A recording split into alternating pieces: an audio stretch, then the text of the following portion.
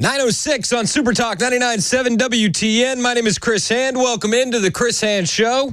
We are live on the iHeartRadio app, the TuneIn app, the FM dial, where you can watch us on Super Talk TV, on Facebook, Twitter, Twitch, and YouTube. We're everywhere you want to be. If you miss a little, you miss a lot, but you can always catch recaps of the show and our bigger segments on the podcast, which are available on Apple and Spotify. I got 4 kids, so hit the subscribe button, rate it 5 stars. Do that for me, do that for my children. I appreciate it. And find me on Twitter, True Social, Instagram, at Chris Hand on Air. I'll follow back. It is 9:07. We got a big day. We are 11 days away from that line in the sand, the virtual roll call of the Democrat Party, where they will name Joe Biden the nominee. 11 days left of conservatives for Biden. We have to support him. It's the candidate we need. Although, if they were to replace him with Kamala Harris, it wouldn't really change much. We might do better. Spoiler alert. The fallout from the debate performance continues. The fallout, it has been larger and more widespread than I think any of us could have imagined. We had the conversation before the debate that we need to lower the bar, you know what I mean? Or not lower it too much, because Biden's going to come out and he's going to be hopped up on something and he'll make it through.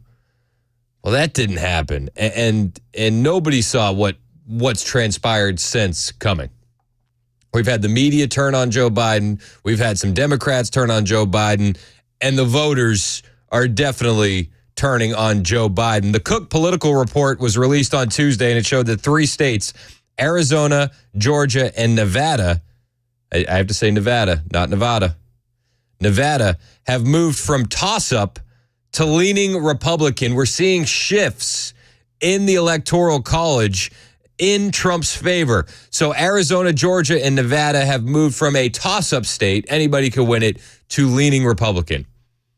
2 other states have moved from likely Democrat to lean Democrat. That's Minnesota and New Hampshire. I think that you could almost say toss-up for both of those, if not lean Republican, especially in a place like New Hampshire. Also, Nebraska's 2nd congressional district has moved from likely to lean Democrat.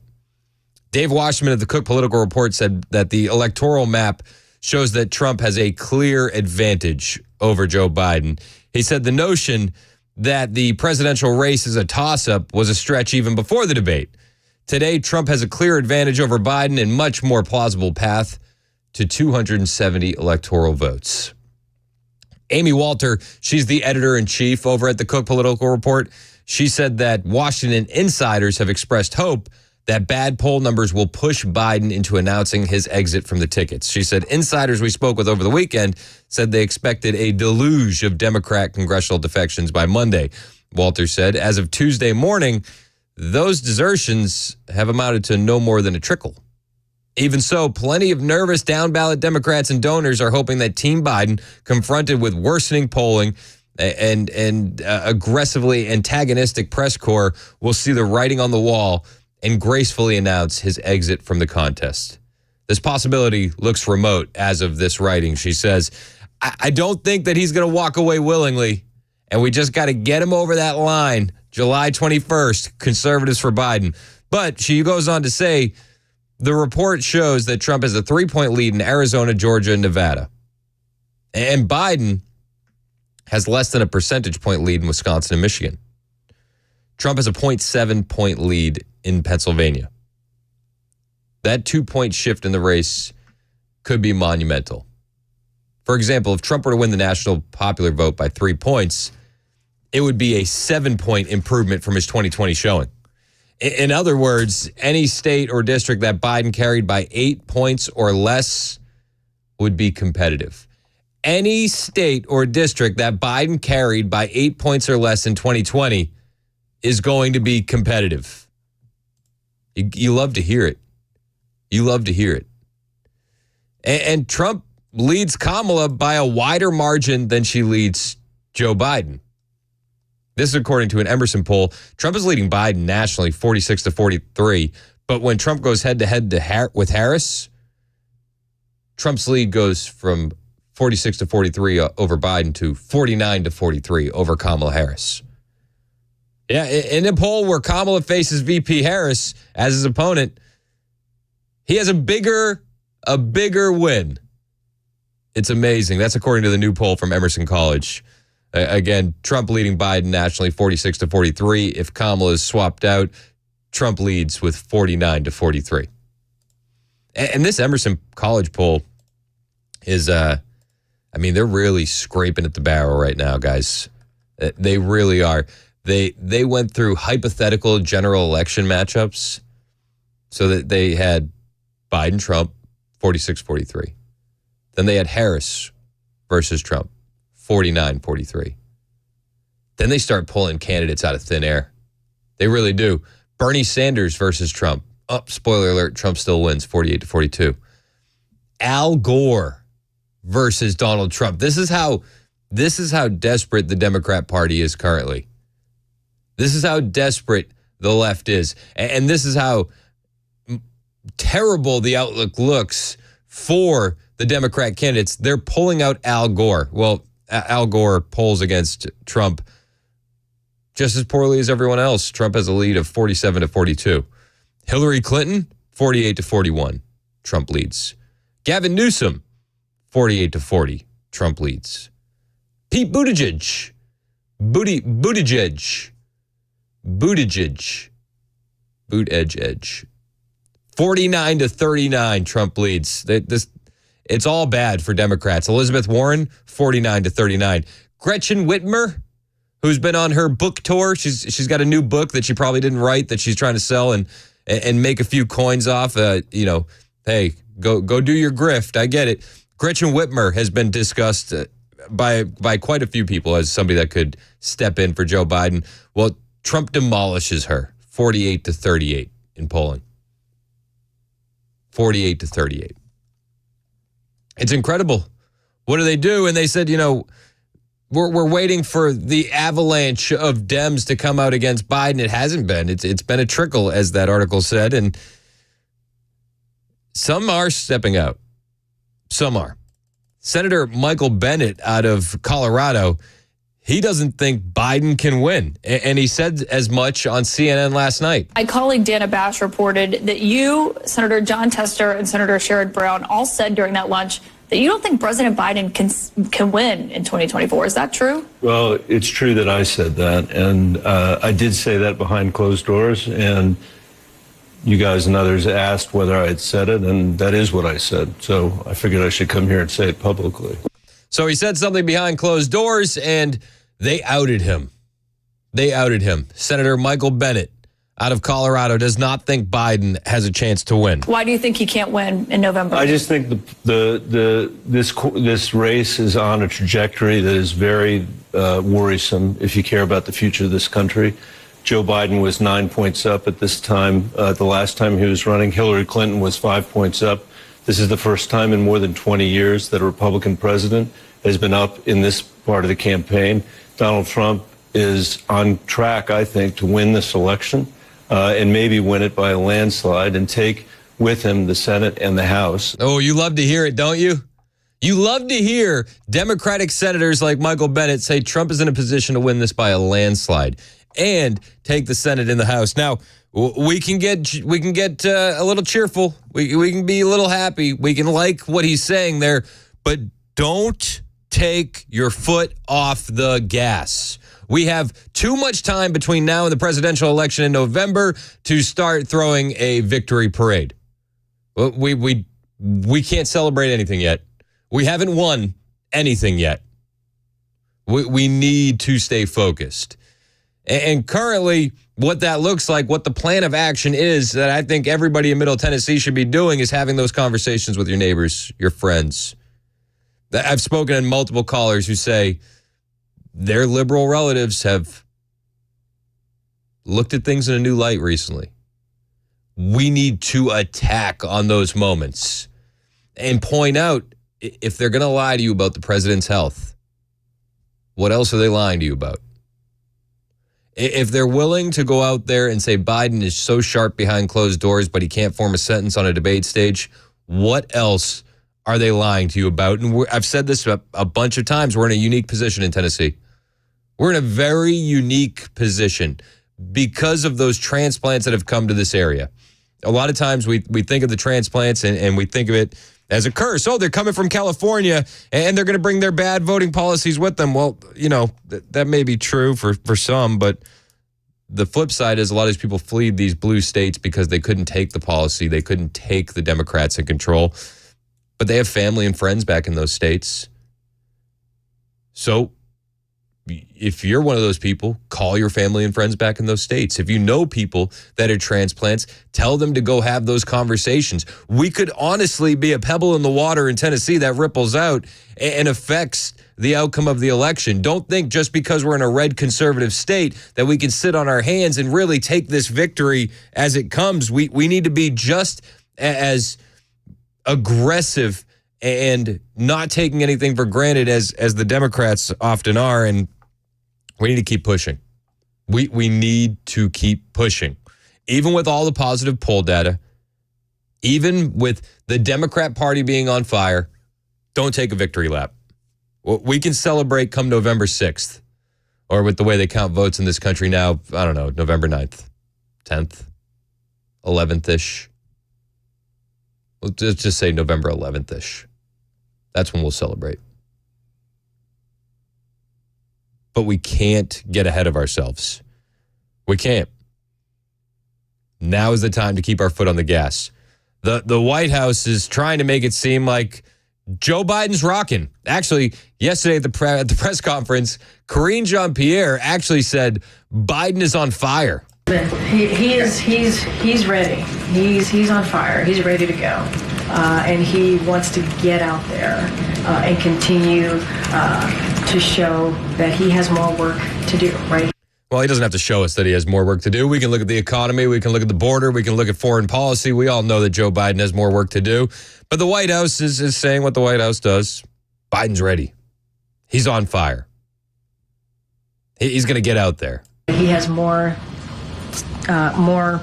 important issues for the American people to get done. And so he wants to get out there. He's always has, though. I mean, the last 2.5 years, 3 years, 3.5 years, he looks forward to getting out there, speaking directly to the American people. What a joke. He's had less interviews than any president before him in recent memory. He doesn't talk to the press at all. In fact, the fact that he's doing a press conference on Thursday is such an event that they've labeled it a big boy press conference. He's spent, 50% of his term so far on vacation, either at a beach house or at a lake or all sorts of different places. And to say that he's going to be working hard for the American people is the biggest joke, the biggest lie. Steven in Nashville, you're up next on Super Talk. What's up, Steve? Hey, Chris. Good to talk to you. I've called in maybe twice before, but anyway, I'm glad you're here Thanks, in man. Nashville. Appreciate I like your show. Thank you. I am a unicorn, as they call us. I was born and raised here in Nashville, but I have a girlfriend of over 2 years that I hope I will marry, and she's from Queens. She's from New York City. Yep. And she came here because of a friend of hers who came here from New York also, just to be in Tennessee. And so the point you were making earlier about, the politics, the freedom of religion, just the freedom that we have in a conservative state, and the people that we're bringing in here, we're bringing in a lot of people who are actually supporting that are bringing more conservative values, Christian values. They're coming here. Yeah. No, I agree with that. I agree with that, and I think, but I would tell you to tell your girlfriend, call her friends from back home that don't exactly lean that way. Like, we have a golden opportunity right now where people can see that Biden isn't who they've been telling us he is. So make that phone call to your friends back home and influence the election in New York. Yeah, that's a great point. Yeah, good. Yeah, I mean, I am a Christian, so I think, the main thing we need to be doing right now is asking God to help us. Yep. And to repent from some of the things that we've done as a nation and as a state, and of course as our individuals. But anyway, that's a great point. And she is doing that. But anyway, I love that point you brought up of how many people are flooding in here from states that we might worry about, and as conservatives. Yeah. And actually, it's strengthening our ranks. Yeah, absolutely. Absolutely. Appreciate the call, Steve. I'll get to more of your calls on the way. It's 615-737-9986. If you want to join the conversation, it's 922 on Super Talk, 99.7 WTN. Hey, it's Chris Hand from my friends at Busy Bee Plumbing, Heating, and Cooling. I talk about Busy Bee all the time, and they have a fantastic deal going on in the month of July for you. Listen, the guys at Busy Bee understand how good of a deal it is to be a member of the Beehive Club. And it comes with so much value.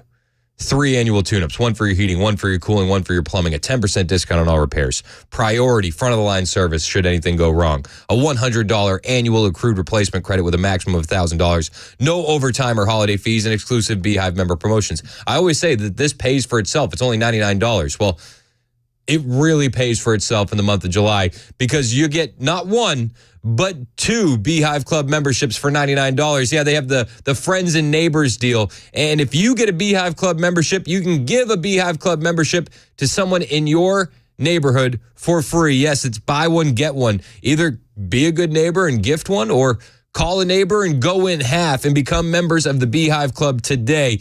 It will pay for itself even if you don't have the BOGO offer, but with the BOGO offer, it pays for itself immediately. Busy Bee's your Rude Pro partner. If you need to replace that AC system, you're not going to find a better value. They'll offer up to 12 months with no payment, no interest, with approved credit. Call Busy Bee today, 615-775-7833. For satisfaction guaranteed, it's only Busy Bee Plumbing, Heating, and Cooling. 615-775-7833. Online at busybeehvac.com.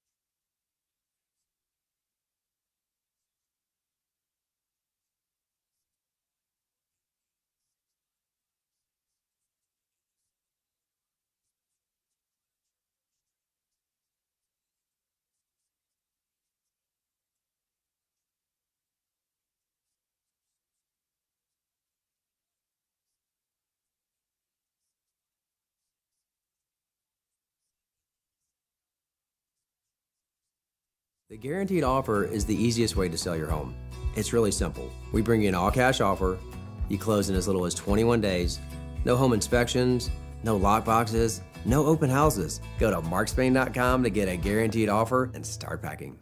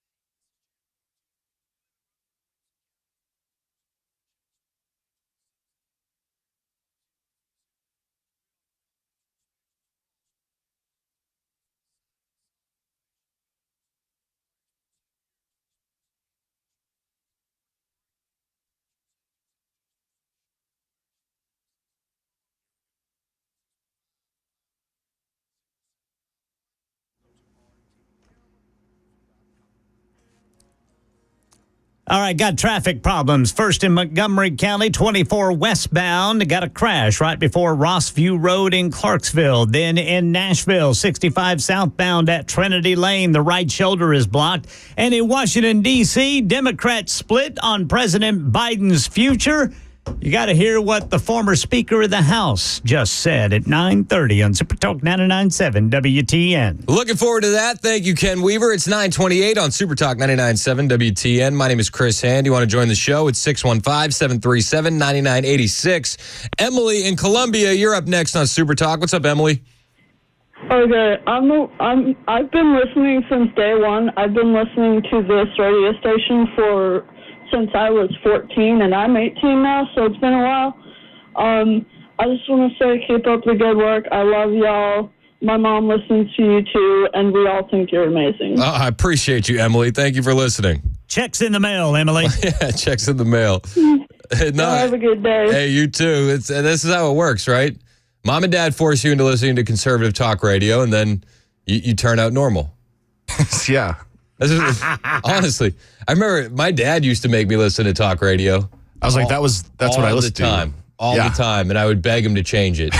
Please give me music. Anything but Howie Carr, Dad. And now I'm here. I'm here like, 20 years later, and I'm thinking like, wow, thanks. Wait a second. Thanks for the Howie Carr, Dad. Yeah. Thanks. It's 9:30 on Super Talk 99.7 WTN.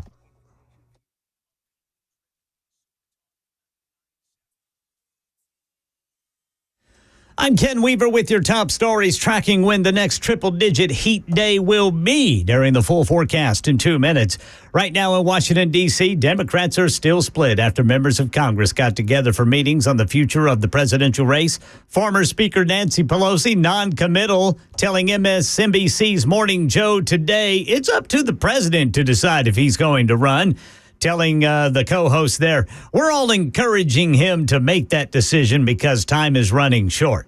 Former President Trump, meanwhile, drawing crowds and challenging President Biden to a debate this week when he took the stage at his Florida rally last night. So that sleepy Joe Biden can prove to everyone all over the world that he has what it takes to be president. And here in Nashville, city leaders have approved reducing the speed limit by 5 miles per hour on Dickerson Pike, considered to be one of the most dangerous roads for pedestrians. The city's banking on studies that claim a reduction in speed leads to fewer crashes, which claimed 60 lives on Dickerson Pike between 2018 and 2022. That's the latest news. Traffic and weather next. I'm Ken Weaver, WTN News.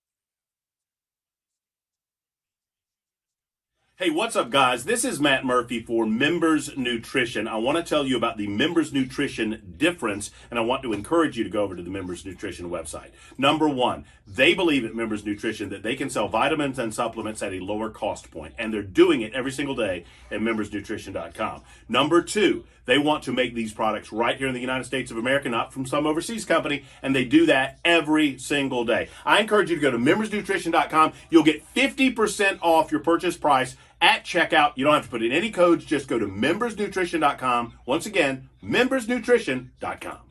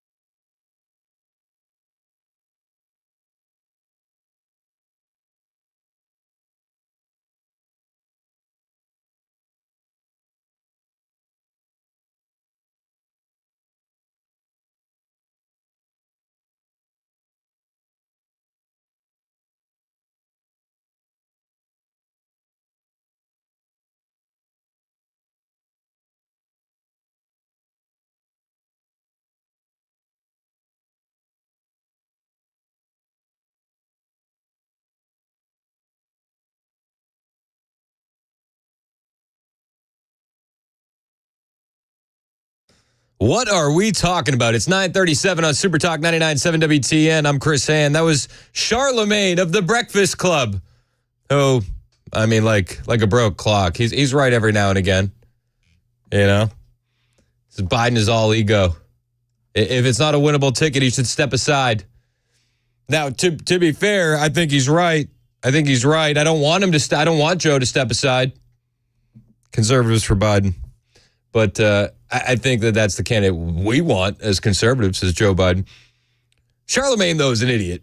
He also thinks that Kamala Harris should be at the top of the ticket. And we went over this in the last break, but you look at the Emerson College polling, and the lead is wider with Trump versus Kamala than it is with Trump versus Biden.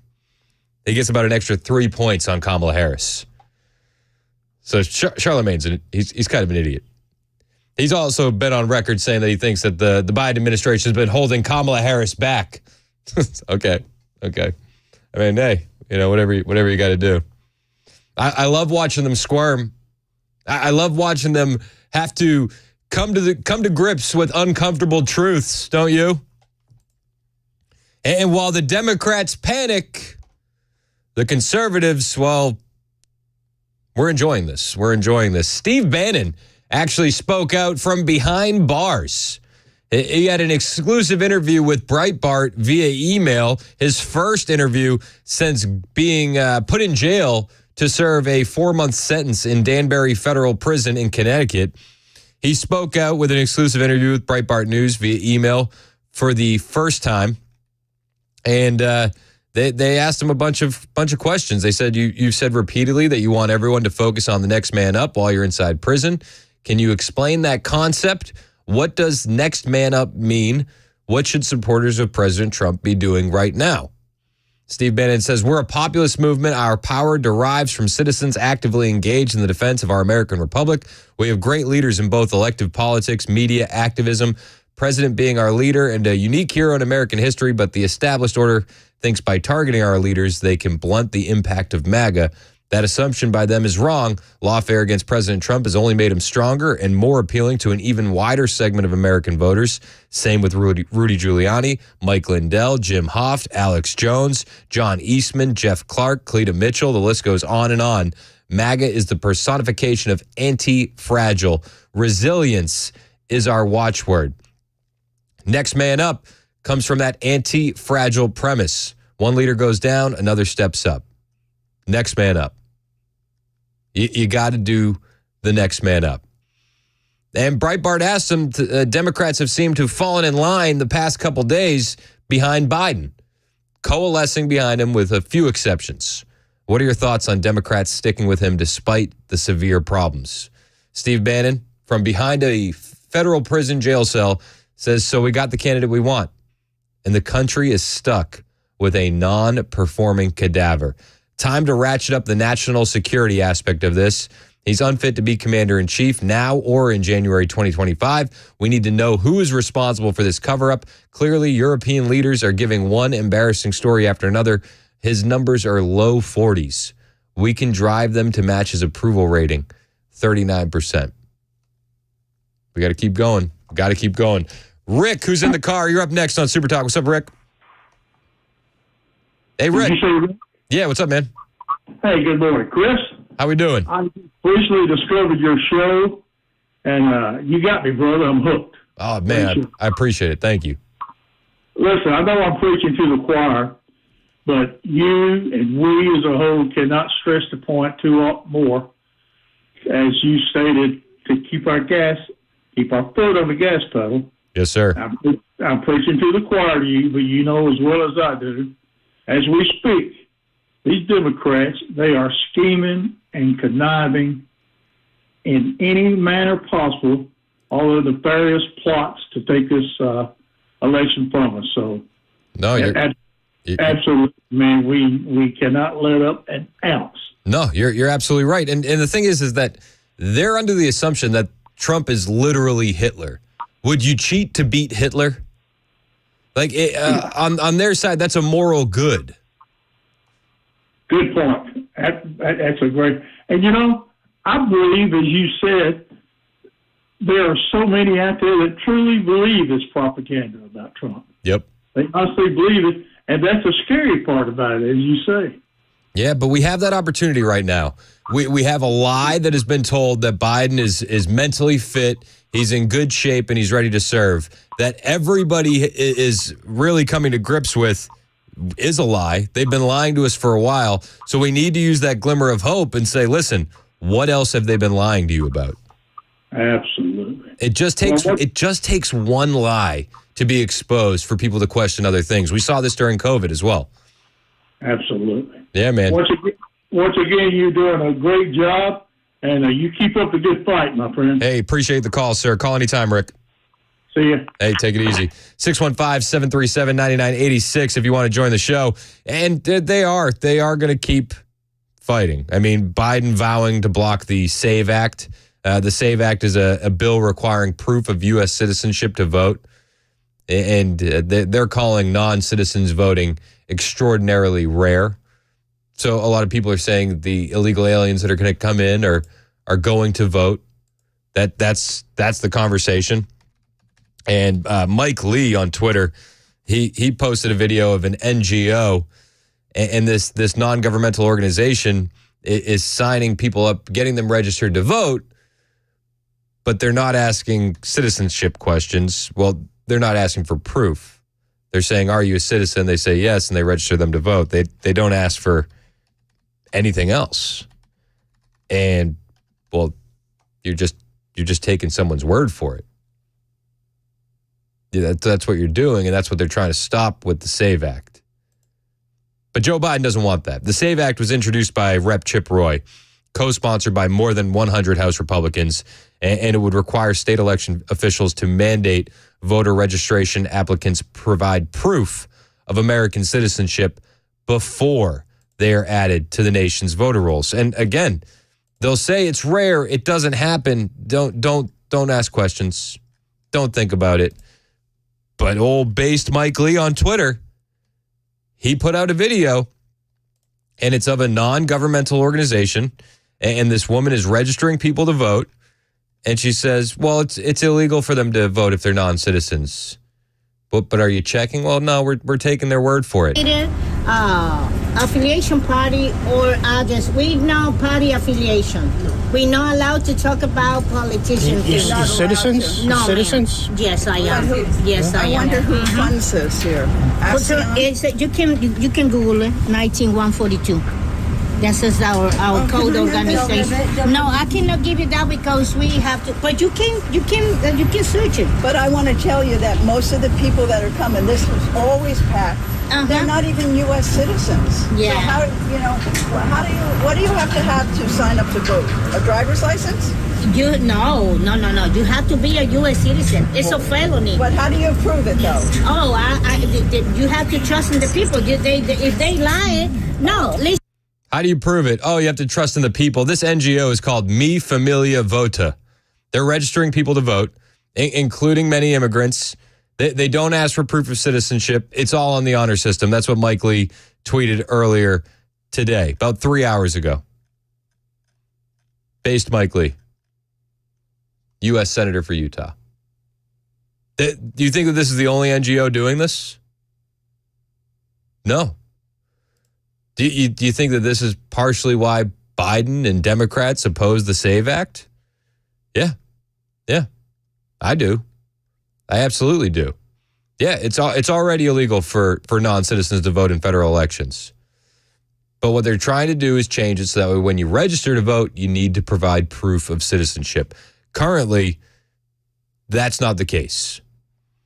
And instead of the Biden administration and Congress saying, yeah, this is the right move, we should do this, they're pushing back against it.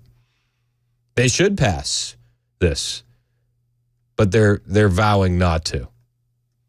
Elon Musk stepped up and blasted the Democrats' opposition to preventing the SAVE Act, and trying to essentially allow illegal aliens to vote in the election. Elon Musk said, the goal all along has been to import as many illegal voters as possible. All along. Charlie Kirk weighed in. He said, Elon's right. Anyone who's against the SAVE Act, which requires proof of citizenship to vote, is a traitor to America. What other possible explanation is there besides Democrats wanting illegals to vote? Democrats and Joe Biden are an existential threat to America. Base Mike Lee also weighed in on Elon's tweet. And he said, I love it when Elon agrees with me. And he definitely agrees that Congress must pass the SAVE Act. He also agrees there are no good arguments against requiring proof of citizenship to vote in federal elections. And they'll tell you, no, guys, you want somebody to bring an ID to vote? That's racist. How dare you? Well, it's not. It's not racist at all. In fact, most countries require this, and you'll say, well, black people don't know how to get IDs. That's always one of the talking points. We can't ask for that. They don't know how. Yeah, it's always the Democrats, right? Black people don't know how to get IDs. Black people don't know how to use the internet. Always the Democrats. But I just want to point out that there are many African countries that require voter ID. Many. Zimbabwe, Sudan, South Africa, Tanzania, Senegal, Nigeria, Niger, Mozambique, Mali, Madagascar, Guinea, Ethiopia, Botswana. I could go on. That's just a few. But it's racist, they'll tell you. It's racist. It's all everything they don't like is racist. Steven in Clarksville, you're up next on Super Talk. What's up, Steve? Hey, how you doing today? Good, man. How are you? I'm doing great, man. I'm 6 feet above ground. But look, I'm telling you, Joe Biden is a globalist. And that's what you got going on right now up there in the UN. It's all the global cabal that's pushing this agenda. That's why there's no borders. That's why they want you not to have no ID because that you need to vote because it's the globalization of this world. Yep. And people need to wake up and see that because Revelation chapter 19 of the Bible speaks to that. And that's all I'm going to say. Amen. All right. Yeah. You have a great day. Hey, appreciate the call, Steve. Call anytime. Let's go to Ken in Tullahoma real quick. Ken, you're up next on Super Talk. Hey, Chris, appreciate you taking my call, man. Great show. Yeah, he just took a couple of the words right out of my mouth. Global cabal was the theme I was thinking. You know, it's interesting in the presidential debate, you know, between Biden and Trump, you know, George Soros, Bill Gates, Klaus Schwab, those names never come up. They never come up in our politics, really, in our House or Senate. And it's just like they are the ones that's controlling. You know, I know that Biden's the prop. He's the weekend at Bernie's cadaver.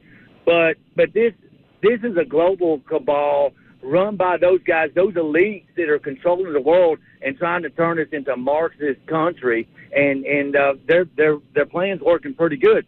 They're diabolical demons. You know, they're agents of the devil, man. So I'll hang up and get your response on that. But those three guys, it's interesting to me. There's not more conversation on those three evil geniuses that are controlling the world right now. 100%. Klaus Schwab. I mean, Klaus Schwab is stepping down from the World Economic Forum, and I think it's because he got too famous and too many people know his name. George Soros should absolutely be a household name. They're always talked about in my home. Even my kids will say, "You will eat the bugs. You'll own nothing and be happy." You gotta educate them young. People do need to know who these people are. You're absolutely right. Yeah. Hey, and Chris, one last point. I mean, don't you think that Newsom fits their plan better than anybody else? And, you know, this guy's like a snake just hiding in the grass. I think it's going to be Gavin Newsom, man, before it's all said and done, that's going to be running against Trump in November. See, I think Newsom is too smooth because he understands that he would only have 5 months to campaign. I think Newsom looks at it and says 2028 is his moment.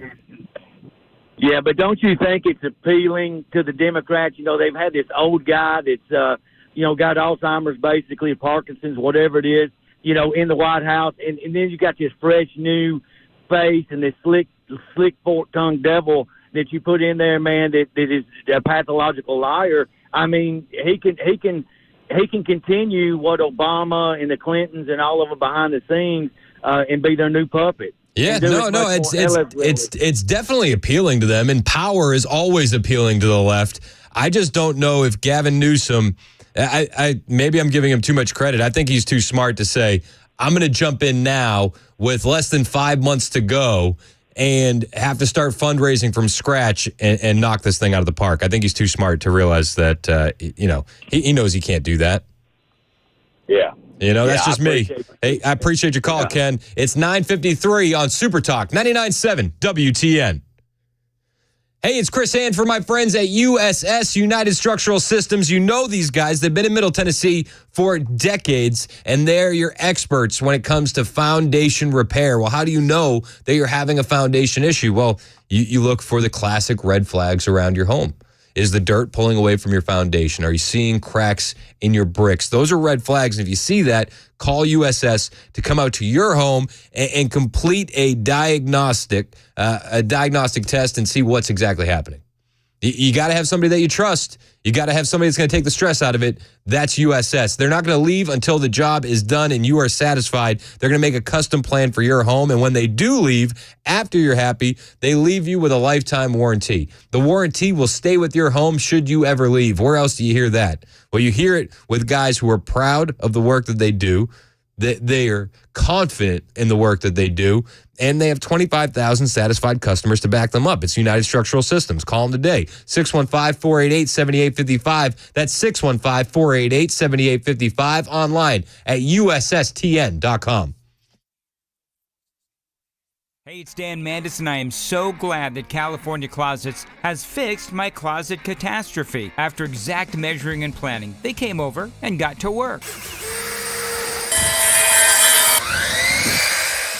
Yeah, once it was all plotted out on their 3D CAD system, the pieces are measured, cut, and precisely installed into my space. It was clean, fast, and professional, and above all, my new closets look and function great. Now, this was my dormer, and now this is my new dormer thanks to California Closets. Look at all of this added space for shirts and shoes, you name it, and it is cut so precisely, simply amazing. And my old closet that has now been reborn as the ultimate in style and functionality, making the best use of the space that I had. They can work on just about anything: bedrooms, garages, home offices, closets, pantries, and so much more.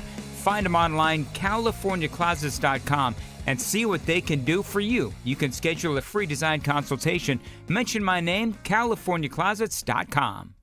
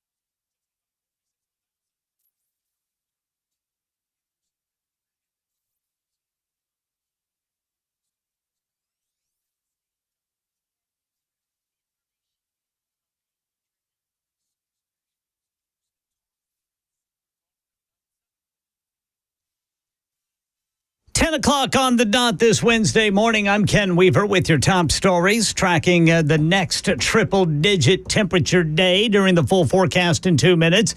Meanwhile, in Washington, D.C., Democrats still split after members of Congress got together for meetings on the future of the presidential race. Some Democrats still backing President Biden despite questions about his ability to beat former President Trump. But Speaker Nancy Pelosi was noncommittal when asked about it on MSNBC this morning. As long as the president it's up to the president to decide if he is going to run.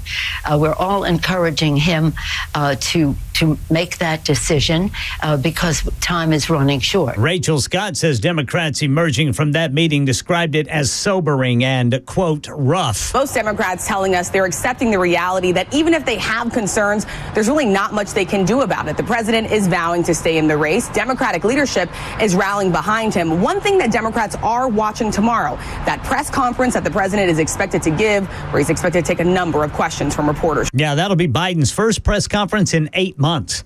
Got another crime reported near the downtown WeGo bus station here in Nashville. Channel 4 says an arrest affidavit says a man in a wheelchair was nearly robbed after agreeing to buy a gift card from a suspect for $10.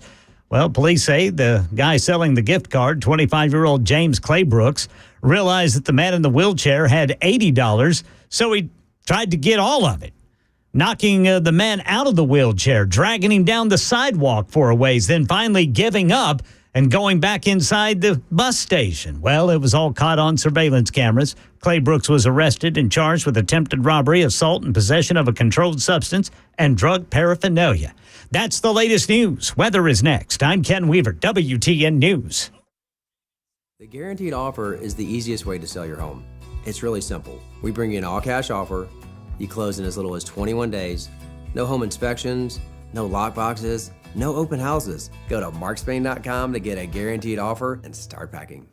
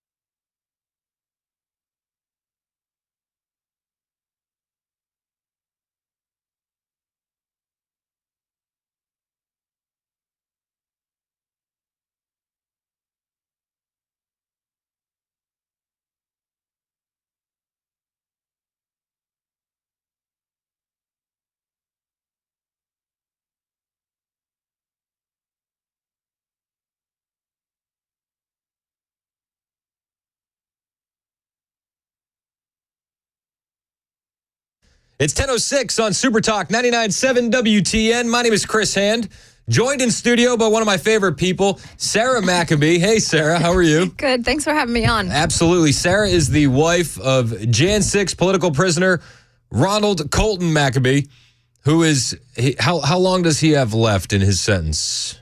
20, almost 24 months. Jeez. Yeah. And how long has it been? 35 months. So he'll serve 5 years, actually.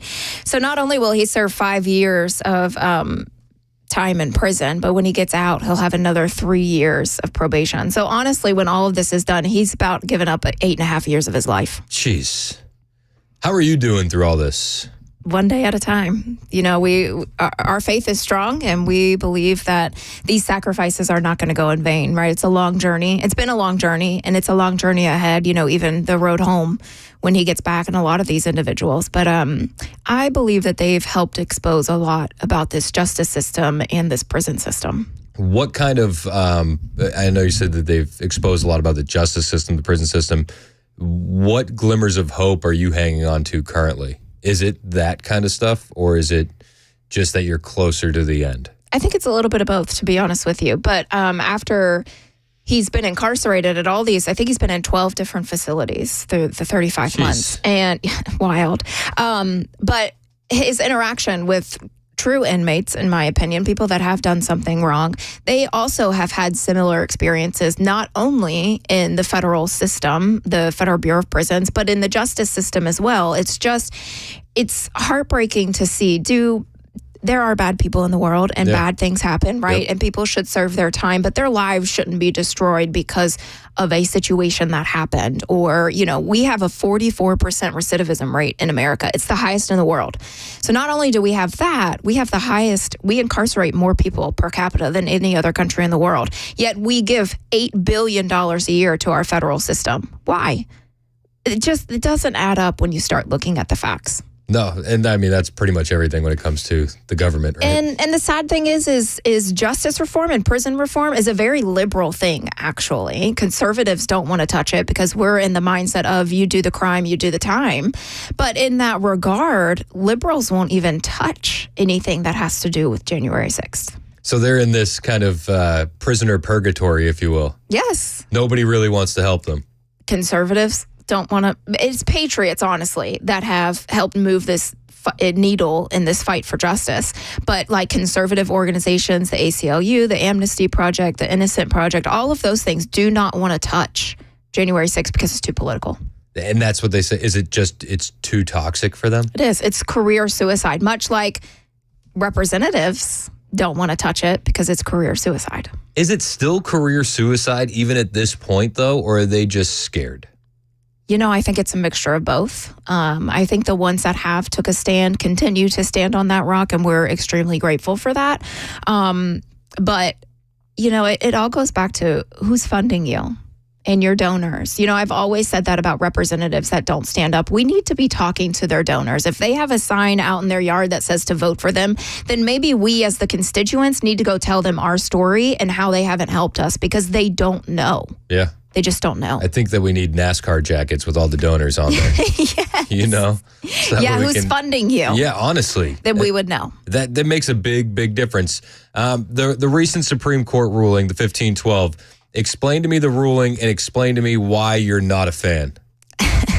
So actually, it's a double-edged, it's twofold when it comes to this, actually. So the 1512 charge was basically one of those charges that the prosecution just threw on the wall like mud to see what was going to stick. And they started to win this 1512. And the reason they did it was because it held a 20-year wait when it came to sentencing. And of course, it was a felony. So you have a handful of people that only had misdemeanors, but they needed to stick a felony on them. And so not only if you went inside the Capitol building, because other people were charged with it as well, it was just if you were in the vicinity of the Capitol, you could get charged with this. And the 1512 charge, it's actually 1512C2 because it's different subsections, but it's obstruction of an official proceeding. And so they're saying because they were trying to certify the election that day, that they had to stop that whatever, the peaceful transfer of power of what they said. But doesn't make sense, right? Because if you're a true Trump supporter and you were there that day, why would you want chaos to break out? All they ever wanted was to say, hey, send the evidence, show the evidence, and send it back to the states, right? So that part doesn't make sense. But they got a hold of this charge, and they started charging individuals with it. And now the Supreme Court has said, you can't do that. And it actually should have been a 9-0 ruling, and it wasn't. It was 6-3. And actually, Amy Coney Barrett sided on the other side. Surprisingly, not on the side of the January 6 defendants. But if you listen to the arguments that happened back in April, they said that there was never a point in time that they could ever charge protesters with the 1512. But there is, right? You had Jamal Brown that pulled the fire alarm when they were trying to vote. Oh, should have got the 1512 charge. When they overtook for the Kavanaugh hearings, could have charged them with the 1512 charge. During the inauguration of 2017, when President Trump was being inaugurated, could have charged them with obstruction of official proceeding, but they don't. They only charge January 6 defendants with it. And so I think that was a huge awakening for the justices to look at the charge for what it was worth and say, you've never charged anybody with it before. You haven't charged anybody with it after. So why just January 6 defendants? But I think a common misconception is even though the Supreme Court sent it back to the lower courts and to have it overturned, it affected over 350 January 6 defendants, but about 150 of them are still sitting in jail today. So it's not, oh, you got that off. Even the ones that only had that felony and only have misdemeanors now, they have to go back and fight their case to get out of jail. So they're still sitting there waiting, rotting away. So you're not as impressed with this as, because when this ruling came out, conservatives celebrated it. Yes. I think they thought, oh, all these individuals are going to be free and, let our people go, that sort of thing. It's not. It's now another fight in the battle. Am I glad that it was overturned? Yes, I think that it shows the overreach of the federal government. I think now you're going to see it's this. I believe it's a 1752 charge. It's the civil disorder. I think that's another charge that you might see go all the way up to the Supreme Court should things not go our way in January. And is this going to affect your husband's case at all? Because that's what a lot of people want to know. Yeah, no, he wasn't. He wasn't charged with that. Actually, one thing that the prosecution did with these charges was they would wait to charge these defendants with the 1512 charge if they didn't take a plea deal. So if you used your constitutional right to go to trial, they would supersede you and charge you with the 1512. Well, Colton waited a week before trial to deny them their plea deal, and so they didn't have time to supersede him. That is the only reason that he did not get that charge. Was that a strategic move by you guys?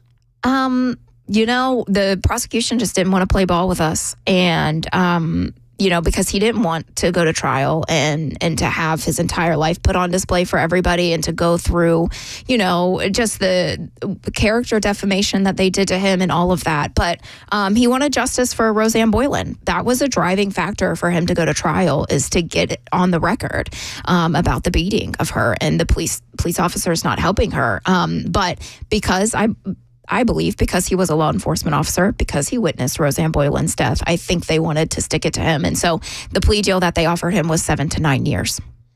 Insane. Yeah, wild. So the last time we spoke, you weren't really getting any support from elected officials. Has that changed, or are you still hearing radio silence? I can't say radio silence anymore. I don't know how much help on the other hand, but congressional member Troy Nehls has really taken up the cause for the assault that happened on Colton in the D.C. jail back in September of 2022.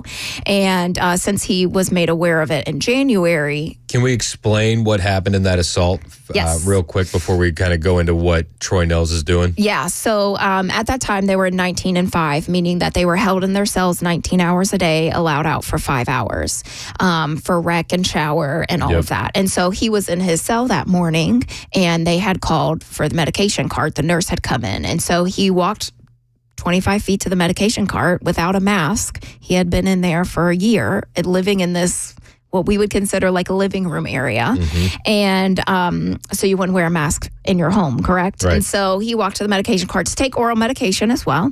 And Which you would have to remove the mask for. To take, yes. Yeah. And so he did wear one. And Lieutenant Lancaster, who was not even supposed to be in the pod at that time because she had been removed for previous issues.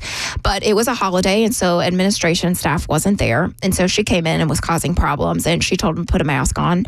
And he declined and said, no, I'm going to take oral medication. And he walked past her, she moved closer to him. He brushed her fingertips, and she said that he had assaulted her. He turned around and was like, excuse me? Like, I'm a law enforcement officer, and you're telling me because you moved closer to me, I brushed your fingertips, that is now an assault. And so then kind of chaos broke out. She sprayed him with pepper spray. Twice, not once, but twice. That was the first time. Another officer came and was handcuffing him, and she literally ran like feet. I mean, like 20 feet over to him to spray him again as he was being handcuffed, not even near her. And so it was just an egregious thing. He never got charged with jail charges. He never got charged with real world charges. They actually kicked him out of the facility to try and, sweep it under the rug. And then Troy Nels found out about it on his visit in January of 23. And really took up arms at that point. Troy Nels was a former sheriff. He knew how to run facilities. And since then, he and his team have spent time talking to the U.S. Marshals director about it, Director Ronald Davis. He's spent time talking to the director of the D.C. DOC, Thomas Faust, and trying to get to the bottom of it. And he's just not liking what he's finding out. And so, they've sent strongly worded letters. Nels and his legal team was able to view the videos and said that they were pretty egregious. They want all the footage. They want all of the records. And so on July 1st, Troy Nels, Jim Jordan, and for the first time in 35 months, Andy Ogles signed his name to that piece of paper to try and get more information about it. So interesting. Have you spoken with Andy Ogles at all? I have not. You have not spoken with him yet? I have spoken to his chief of staff, but that's the only person in his team outside of his legal counsel that I've spoken to. And you haven't spoken with anybody else from Tennessee at all? No. Does that still make you as pissed as it did a few months back? Yeah, it still does because they have 28. There's 28 Tennesseans, and 6 or 7 of them are still currently incarcerated. And for them to have no representation at the federal level as state representatives, it's egregious, just to even give them the recognition that they deserve to say, hey, I don't know what we can do, right? So when Andy's team came back to me the first time, they were like, well, what do you want us to do? I don't know. I don't have those answers. I don't work for the federal government. What can you do? Let's put a plan together. I don't believe they're going to walk in and let these people out, right? They're not going to do that. Right. But what the House and the Senate are good for is legislation, right? So they could be writing legislation. They could have shown up at the court hearings that was catty-cornered from their offices in Washington, D.C. to see what was going on, not even in Colton's case, any of the Tennessee teens cases, or just January 6 defendants as a whole. People don't know what goes on in these court cases because A, they're not airing them. Yep. B, usually the only media that's covering it is leftist media, and they're not sitting and hearing it for themselves. Going back to that assault, have you talked to any lawyers? Do you guys have any legal actions that you can take? There is a civil case against Lieutenant Lancaster and the D.C. DOC. Heck yeah, I like to hear it. Yeah. How does that look? What is, I know it's probably ongoing litigation and all the things, but are you feeling confident? We're going to fight tooth and nail, because it's not only just about the assault on Colton. There were other assaults on January 6 defendants, but there's also assaults on other individuals that were in that facility as well. And that is what ultimately we want justice for all of those people, not just for Colton, but for all of those people, and I think that this would be a step, courage is contagious, right? So if we can kind of pave the way and they can see how even the inner workings are doing with the legal teams, I think people will be like, okay, this happened to me and I would like to talk about it. Fast forward 5 years, how are you guys using what's transpired over the past 5 years for good? Actually, I'm glad you asked that. Just this past weekend, I have reached out to try and get something in. I believe Trump's going to win, right? So that's what we're working towards. But something in the Trump administration, specifically for the Federal Bureau of Prisons, right? Because not only is the entire Department of Justice broken from, a lot of people don't know that even when you're indicted in front of a grand jury, you have a constitutional right to be there and to have legal representation. A lot of people don't even know that they're being indicted, right? And so from that point to the time that you are released as these individuals have had, to go back and fight their charges that are still sitting in jail. That entire system's broken. But what's also broken is the prison system. And I think that's easier for January 6 defendants to tackle because they've witnessed not only the sufferings on their behalf, but the sufferings on other inmates. You have the visitation system that's broken, the communication system, commissary. I mean, everything that you can think of. What my goal is, and my hope and prayer for these defendants, is that they won't let their sacrifices go in vain, and that they will use those to better not only people that we, not only the conservative side, but liberals and all Americans as a whole. Because at the end of the day, as Americans, we have rights. Yep. We have rights. And just because you committed a crime doesn't mean that those rights should be taken away. In regards to, you are a human, you should be able to see your family, you should be able to interact with them, should be able to eat decent food and be a part of programs. We're talking with Sarah McCabe, who is the wife of J6 political prisoner Ronald Colton McCabe. One of my favorite things about you when you come in is that despite everything going on around you, you're never black-pilled. You're never depressed. You're always upbeat. You're always happy. You're always hopeful. How hard is that? Very hard. I'm not superhuman. I have my days for sure. You go home after a long day and all you want to do is explain, to the person you love. You want to talk about your day and share your life with them, and you can't, right? So there is the downsides of that too. But ultimately, I am the type of person that I fight for what I believe in. I did it prior to January 6th, and this kind of just fueled my fire to not only fight on behalf of Colton, somebody that I absolutely love to pieces, but to fight for the other 1,500 people, because there are families that weren't put in the position that we were to be able to fight on their behalf. They're having to work 2 jobs, they're having to take care of their family and just merely survive. So I have been blessed to be a mouthpiece for them. I love it. It's 10:22 on Super Talk 99.7 WTN. We're talking with Sarah McCabe. Again, she's the wife of Tennessean and J6 political prisoner Ronald Colton McCabe. You can hang out for a little bit? I can. Perfect. If you got any questions for Sarah, 615-737-9986. It's Super Talk 99.7 WTN. Hey, what's up, guys? This is Matt Murphy for Members Nutrition. I want to tell you about the Members Nutrition difference, and I want to encourage you to go over to the Members Nutrition website. Number one, they believe at Members Nutrition that they can sell vitamins and supplements at a lower cost point, and they're doing it every single day at membersnutrition.com. Number two, they want to make these products right here in the United States of America, not from some overseas company, and they do that every single day. I encourage you to go to membersnutrition.com. You'll get 50% off your purchase price at checkout. You don't have to put in any codes. Just go to membersnutrition.com. Once again, membersnutrition.com.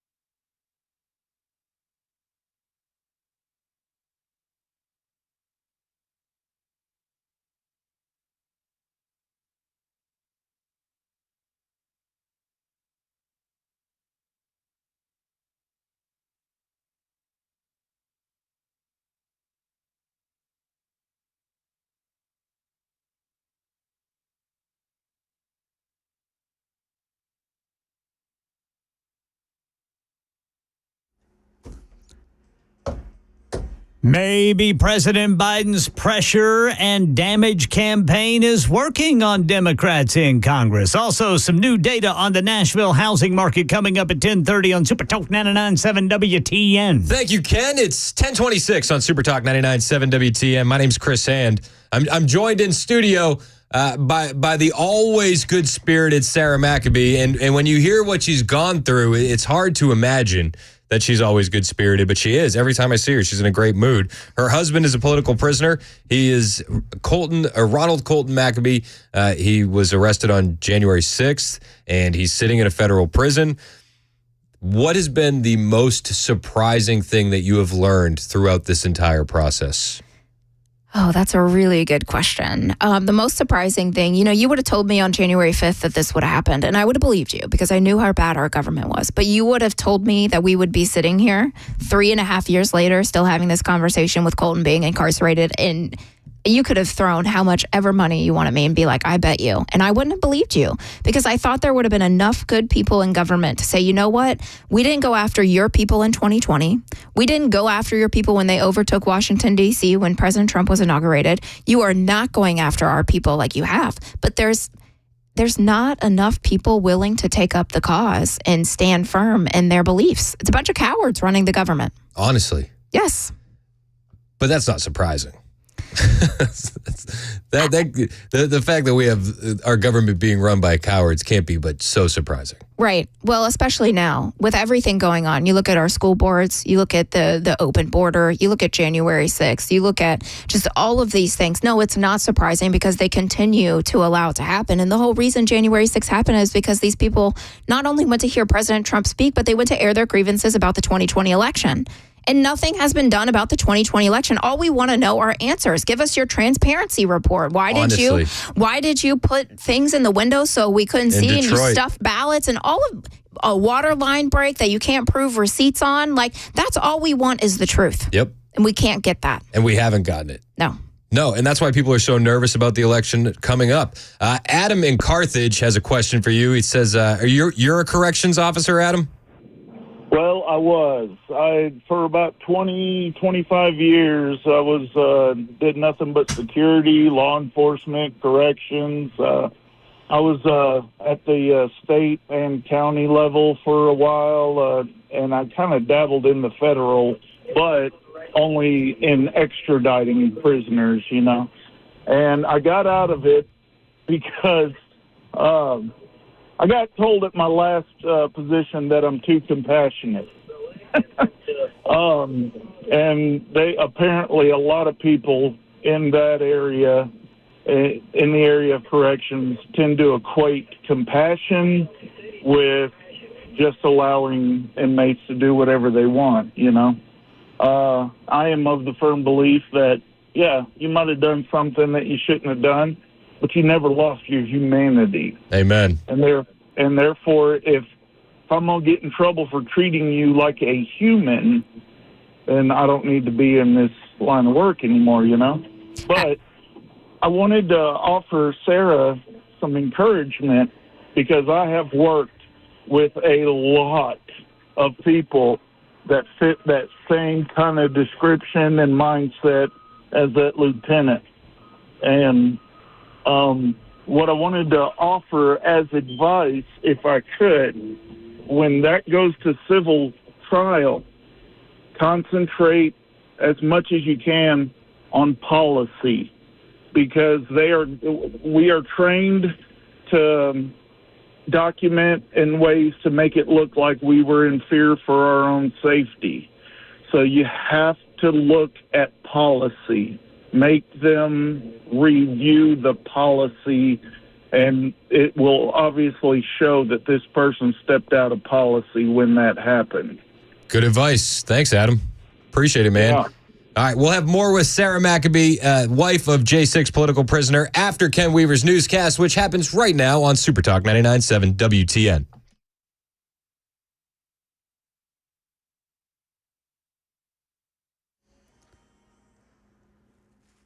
.30 on the dot. I'm Ken Weaver with your top stories, tracking when the next triple-digit high temperature will be in Middle Tennessee during the full forecast in 2 minutes.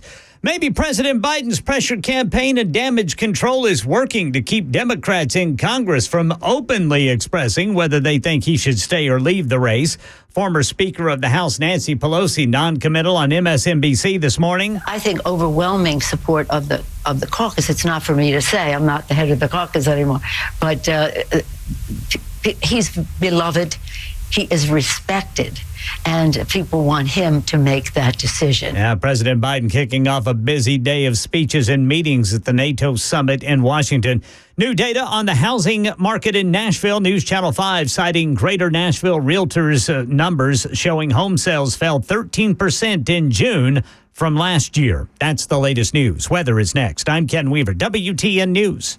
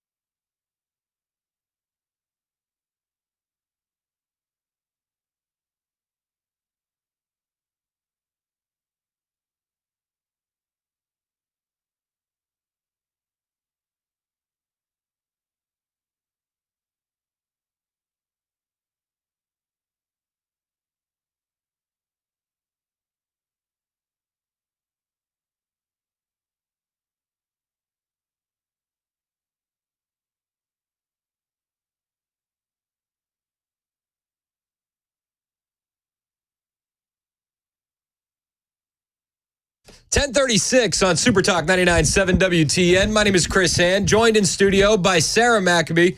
She is the wife of J6 political prisoner Ronald Colton McCabe. Sarah, where can people find you on Twitter? Sarah McCabe _US. Sarah McCabe _US. MCABEE. Yes. Sarah McCabe _US. We were talking off the air. You went to the border in November. I did. What did you think about that?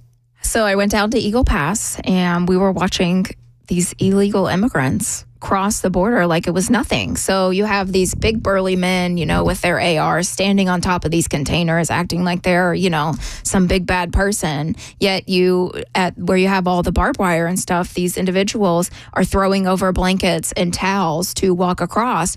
And the first person that was there was in a shoving match with a National Guard member, and they broke the line, and they let all of these 200 individuals. Some of them were women and children, yes, but the majority of them were not. The majority of them were fighting-aged men. Weird how that always seems to happen. Interesting, huh? And the person that I was there with was like, Sarah, we just watched a shoving match, worse than the shoving match that happened with your husband on January 6th. And nothing's going to happen. They're not going to get arrested. They're not going to be thrown in jail for years. They're going to be able to see their loved ones. They're going to be fed decent food. They're going to be able to get haircuts, clip their nails, have religious services, because they're not going to be in jail. And they're not going to be awaiting trial for interacting with a federal officer that way. Not only that, but they are going to be given a cell phone. They're going to be given a stipend every month on a debit card, and they're going to be able to fly anywhere in the U.S. that they want to. How does that make you feel? Does it infuriate you when you think about it? It absolutely does, to be completely honest with you, that we have more than 2 tiers of justice in America. Way more than 2 tiers. Why is it that American citizens can be treated so badly, but foreigners are breaking the law to get here, and they get everything handed to them? And they have people fighting on their behalf. Honestly. And we were talking off the air, you're having trouble getting that support. Yes. I had a texter ask, has Andy Ogle's opponent spoken to you? So actually, just recently, I was at an event. I was the keynote speaker at this event, and she was there and heard the entire story.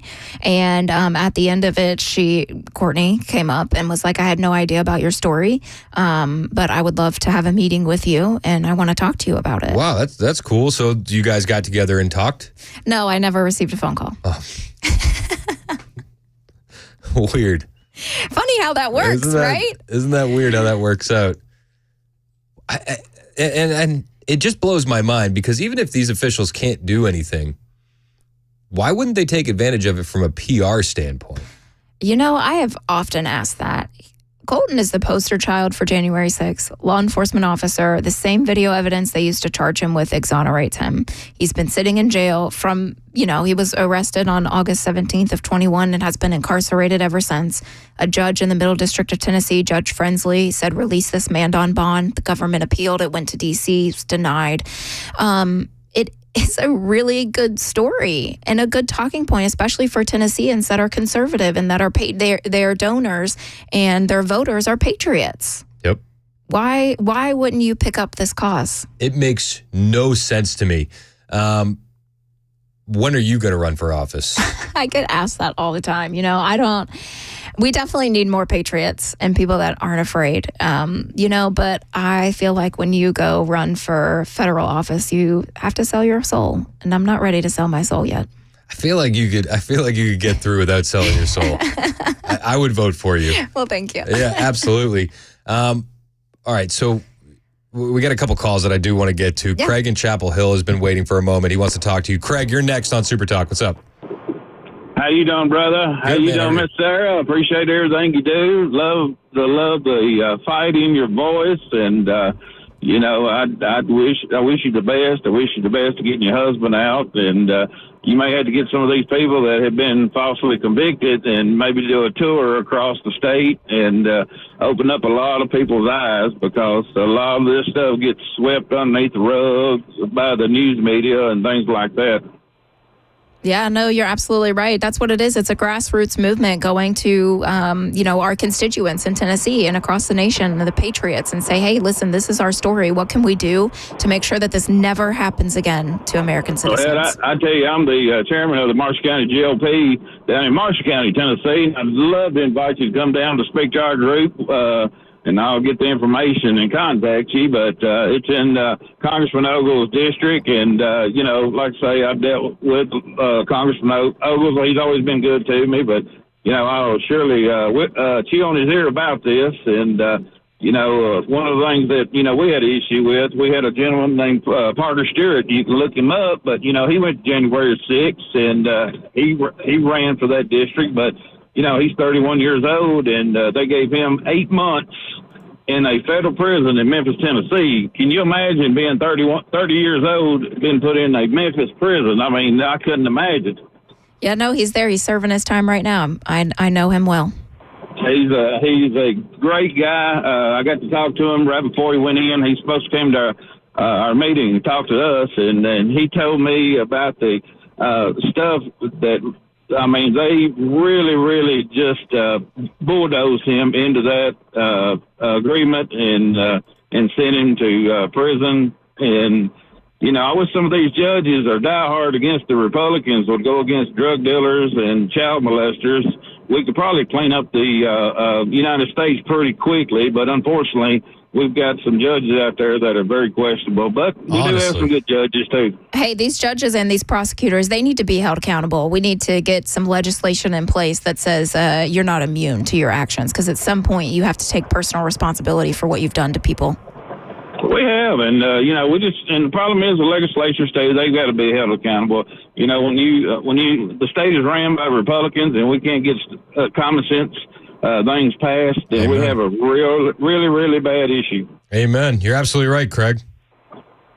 And that's all I got to say. But, Sarah, I would definitely be contacting you because I'd love for you to come down. And I promise you, when you come in our neck of the woods, we get motivated. And I tell you, that's something close to our heart because we've got a lot of people that went to January 6th, and they had a lot of issues from that. Absolutely. I would be honored. Thank you. Yeah, connect with Sarah on Twitter, Sarah McCabe _US. All right, Craig? All right, brother. Thanks so much. All right, appreciate you. Sharon, who's, I don't know if you know this, I started a club. It's called the Red Pilled Moms Club. Nice. It's for all the red pilled moms out there. Sharon's a card-carrying member of the Red Pilled Moms Club, and she wants to know, how can we help? She said that she reached out to our 2 senators about you, but wants to know what she can do more to assist you and your husband. Well, I appreciate that. Definitely sharing our story. One person tells one person who tells one person, and it's like a domino effect. Just to talk to people and say, hey, did you know that we have a sheriff's deputy from Williamson County that is locked away for 35 plus months? And then always you can learn more about what we do at my website, sarahmccabe.us, because we do help I run a nonprofit that helps not just my husband, but all January 6 defendants. And what's the name of your nonprofit again? Stand in the Gap. And what are you guys doing for the J6 prisoners? So right now, the 2 programs that we mainly do is Operation Love Wins. So we fund for families to go visit their loved ones that were incarcerated, for a long 2 years, long time. We weren't able to see our loved ones, even via video visits. So after Troy Nels went into the jail, he granted them in-person visitation, and they were ecstatic for about 2 hours and then realized they couldn't financially afford it. They lost the breadwinner of their family. Their wives are working 2-3 jobs. They have kids that are in school. To fly them across the country for a 1-hour visit, it's just impossible. And so, thankfully, for the help of the general public, we funded almost 50 families to go visit their loved amazing. ones. It's one of my favorite programs. And then the other thing we do is we fund appellate attorneys. So you have these people that fight for the defense, but there's a 99.6 conviction rate among January 6 defendants in Washington, D.C. So why are we funding for defense attorneys when it just doesn't matter when you're judged by a day on the calendar versus your actions? So we said, listen, we're not funding defense attorneys. We're going to fund appellate attorneys to take the case to the circuit court where 3 judges look at the case for what it's worth, and then hopefully eventually to the Supreme Court. That's awesome. So you guys accept donations for that? We do. And what's the website again? Standinthegap.foundation. Standinthegap.foundation. So you can get family visitations to J6 prisoners, and you can help them with appellate court lawyers, essentially. Yes. That's amazing. We got a bunch of people waiting to talk to you. Tom is on the road. Tom, what's up? You're next with Sarah. Hey, Good morning, Chris, Sarah. And Sarah, I met you in Lawrence County in May and when you presented down there. And, just speechless down there. I've kind of got my voice now. But I am running for the U.S. House of Representatives, Tennessee's 4th Congressional District. And when I win this Republican primary, if it is a thing or can be done, or if you're interested, a position on the staff, as I go to Congress. And just to say thank you for staying in this fight like you have and being the voice out there. I mean, just very, very inspiring. And I, for one, am thankful that you're doing the thing. Well, thank you. I can't thank you enough for your support, and what a generous offer. We need more people like you, like me, like Chris out there fighting the good fight. It's a scary thing sometimes when you're fighting tyranny, but what are we going to do? What other option do we have? Our country is at stake. If not us, then who? If not when? Absolutely. Now, and if not now, when? Yep. I mean, the time is now, which is what I've been saying. So, yeah, that's all I had. And I would be interested. I'm involved, too, with the Warren County GOP, some there, and I will bring this up to them also and see if we can get you down to talk to the group there also. Well, I would love that. You can go on my website, sarahmccabe.us. My email is on there. I would love to come speak and tell our story and help you all. All right, perfect. Like I said, just thank you. And that, I win this primary and in the election, the offer is there. Yeah, that's Tom Davis. He's running, he's primarying Desjardins. Tom, where can people find you? All over the place. ThomasCDavisForCongress.com. I am on Facebook primarily, Tom Davis for Congress. I am on the Instagram, Tom Davis TN4, and YouTube, Tom Davis TN4, and I'm on Getter now, also Tom Davis TN4. All right, appreciate you, Tom. Thanks for calling in. This is one of the best things about our audience is like everybody wants to step up and help. Gail in Lawrenceburg, you're next on Super Talk with Sarah McCabe. What's up, Gail? Oh, I'm in Nolansville. Oh, sorry about that. That's okay. Yeah. I just wanted to say, number one, that the whole January 6th episode makes my blood boil. After watching months of the Summer of Love and people behaving lawlessly, burning down anything and everything, hurting and killing others, and destroying federal facilities, and then this one day of a few hours of very limited violence and destruction, which nobody endorses, but the people being arrested, it just makes my blood boil, and how they're being treated by the justice system, all because we wanted answers about an election that is still very questionable.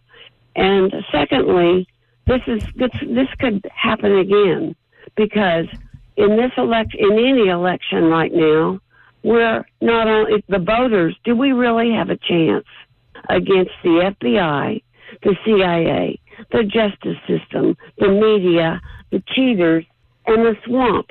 No matter if it's a landslide, can anybody defeat, these organizations and these bureaucrats that do not want to lose their jobs? Gail, you know what? We outnumber them. Yep. That is the thing. We have to come together in numbers. And you're telling me that the most armed population didn't have an armed insurrection on January 6th. Like you said, you can't it's just not common sense about what happened that day when they did have the Summer of Love and they burnt down these cities. And you know what they've done? They say they've used January 6th defendants as an example, and they've said, don't question your government. That is what they have done. And so they've instilled fear into people that says, listen, if you rise up and you question what we're doing, we're going to put you in jail. We're going to throw away the key. We're going to try to destroy your life in every which way possible. But we can't allow that to happen, because faith and fear cannot coexist. Amen. And like we said earlier, we have a country at stake, and we have to rise up in numbers and do it properly and say, listen, we outnumber you as a whole. Conservatives, not just American people, but conservatives as a whole, patriots, outnumber those individuals. We need to hold them accountable for their actions. Amen. Hey, appreciate the call, Gail. I guess one of the things I want to wrap up with is one more time that call to action, especially for your nonprofit, standinthegap.foundation. Yes.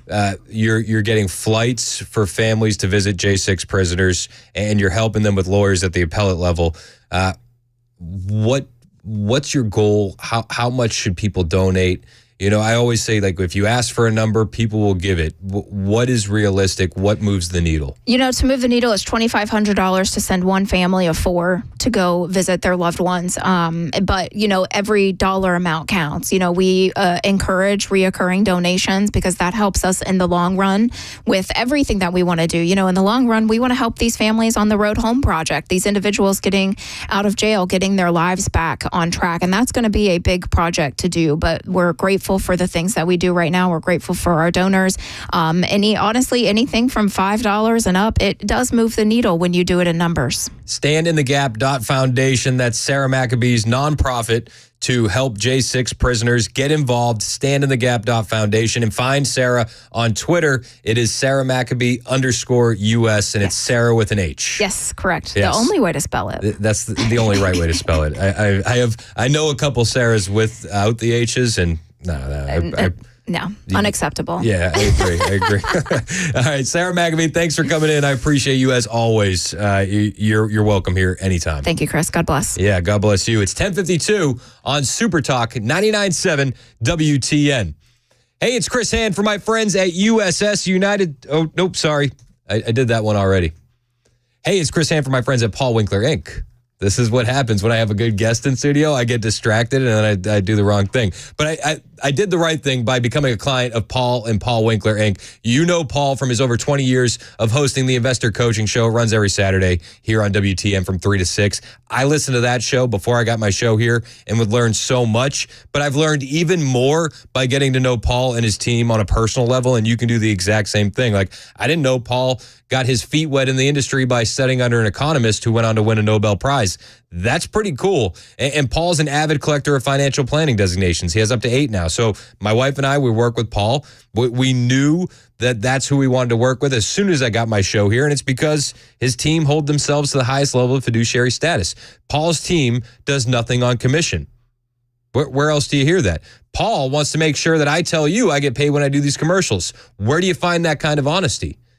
I don't get paid to be a client, though. I chose to be a client because of the education they provide. Whenever we're making decisions, I never get that uneasy feeling of blind trust because they'll walk me through every single step, every single decision, and break it down in a way that I can understand, and they can do the exact same thing for you.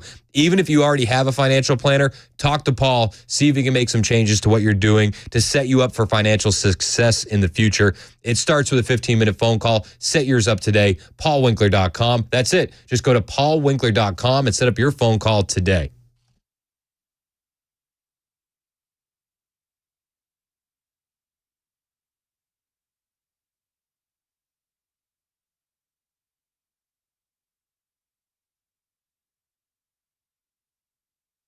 Hey, it's Dan Mandis, and I am so glad that California Closets has fixed my closet catastrophe. After exact measuring and planning, they came over and got to work. Yeah, once it was all plotted out on their 3D CAD system, the pieces are measured, cut, and precisely installed into my space. It was clean, fast, and professional, and above all, my new closets look and function great. Now, this was my dormer, and now this is my new dormer thanks to California Closets. Look at all of this added space for shirts and shoes, you name it, and it is cut so precisely, simply amazing. And my old closet that has now been reborn as the ultimate in style and functionability, making the best use of the space that I had. They can work on just about anything: bedrooms, garages, home offices, closets, pantries, and so much more. Find them online, CaliforniaClosets.com, and see what they can do for you. You can schedule a free design consultation. Mention my name, CaliforniaClosets.com.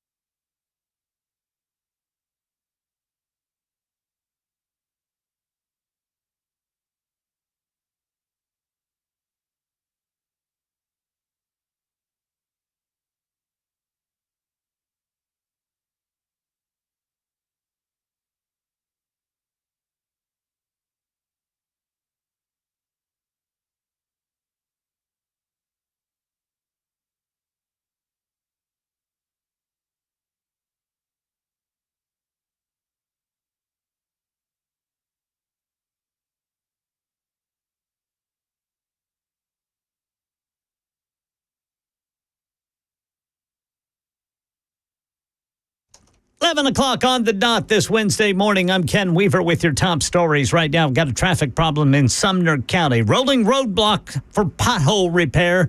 Going to be 65 northbound, just past Louisville Highway, Highway 31 West, exit 98. It's stop-and-go traffic starting at Rivergate Parkway, exit 96. Election 2024, President Biden kicking off a busy day of speeches and meetings at the White House today as world leaders gather for the NATO summit in Washington. Chatter continues to swirl around whether the president should continue in the 2024 campaign. Selena Wang says NATO leaders have deep concerns about what could happen this fall. They are terrified of the prospect of a Trump presidency, and I'm told they increasingly believe that that is what is going to happen. They do not have confidence in the president's ability to win in November. Remember, former President Donald Trump has threatened to pull out of NATO. He has encouraged Putin to invade NATO countries that don't contribute enough to defense spending. This is existential for them. And now you have Democrat mega donor George Clooney calling on Biden to drop out of the presidential race just weeks after co-hosting a fundraiser saying Biden can't win. Money news in Nashville. News Channel 5 cites Greater Nashville Realtors data showing home sales dipped in June from the previous year by 13%. Listings went up by almost 2,000, but so did the median price. $505,000 compared to almost $475,000 for a single-family home a year ago. Another story about people ignoring or not having common sense and losing their life. The latest in a string of incidents involving elephants. The 43-year-old man from Spain was killed on Sunday morning at the Pilanesberg National Park, where, according to local officials, he climbed out of his vehicle and walked towards a group of elephants to take photos. The Northwest Province's Parks and Tourism Board saying in a statement, quote, despite warnings from his fellow passengers and occupants from 2 other vehicles that were at the sighting, he unfortunately did not heed their warnings, end quote. The man was trampled to death in April. An American tourist was killed by a charging elephant in Zambia. Yeah, that's Inez de la Cutera reporting. And the latest news, weather is next. I'm Ken Weaver, WTN News. The guaranteed offer is the easiest way to sell your home. It's really simple. We bring you an all-cash offer. You close in as little as 21 days. No home inspections, no lock boxes, no open houses. Go to markspain.com to get a guaranteed offer and start packing.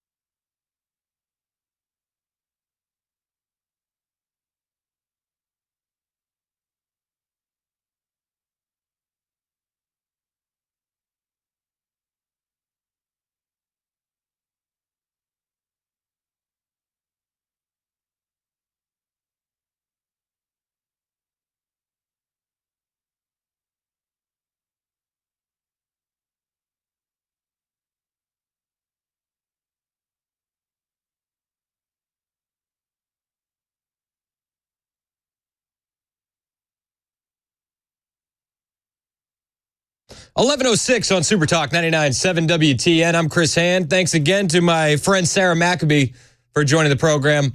If you're looking for a way to support J6 political prisoners, her foundation, standinthegap.foundation is the website, standinthegap.foundation.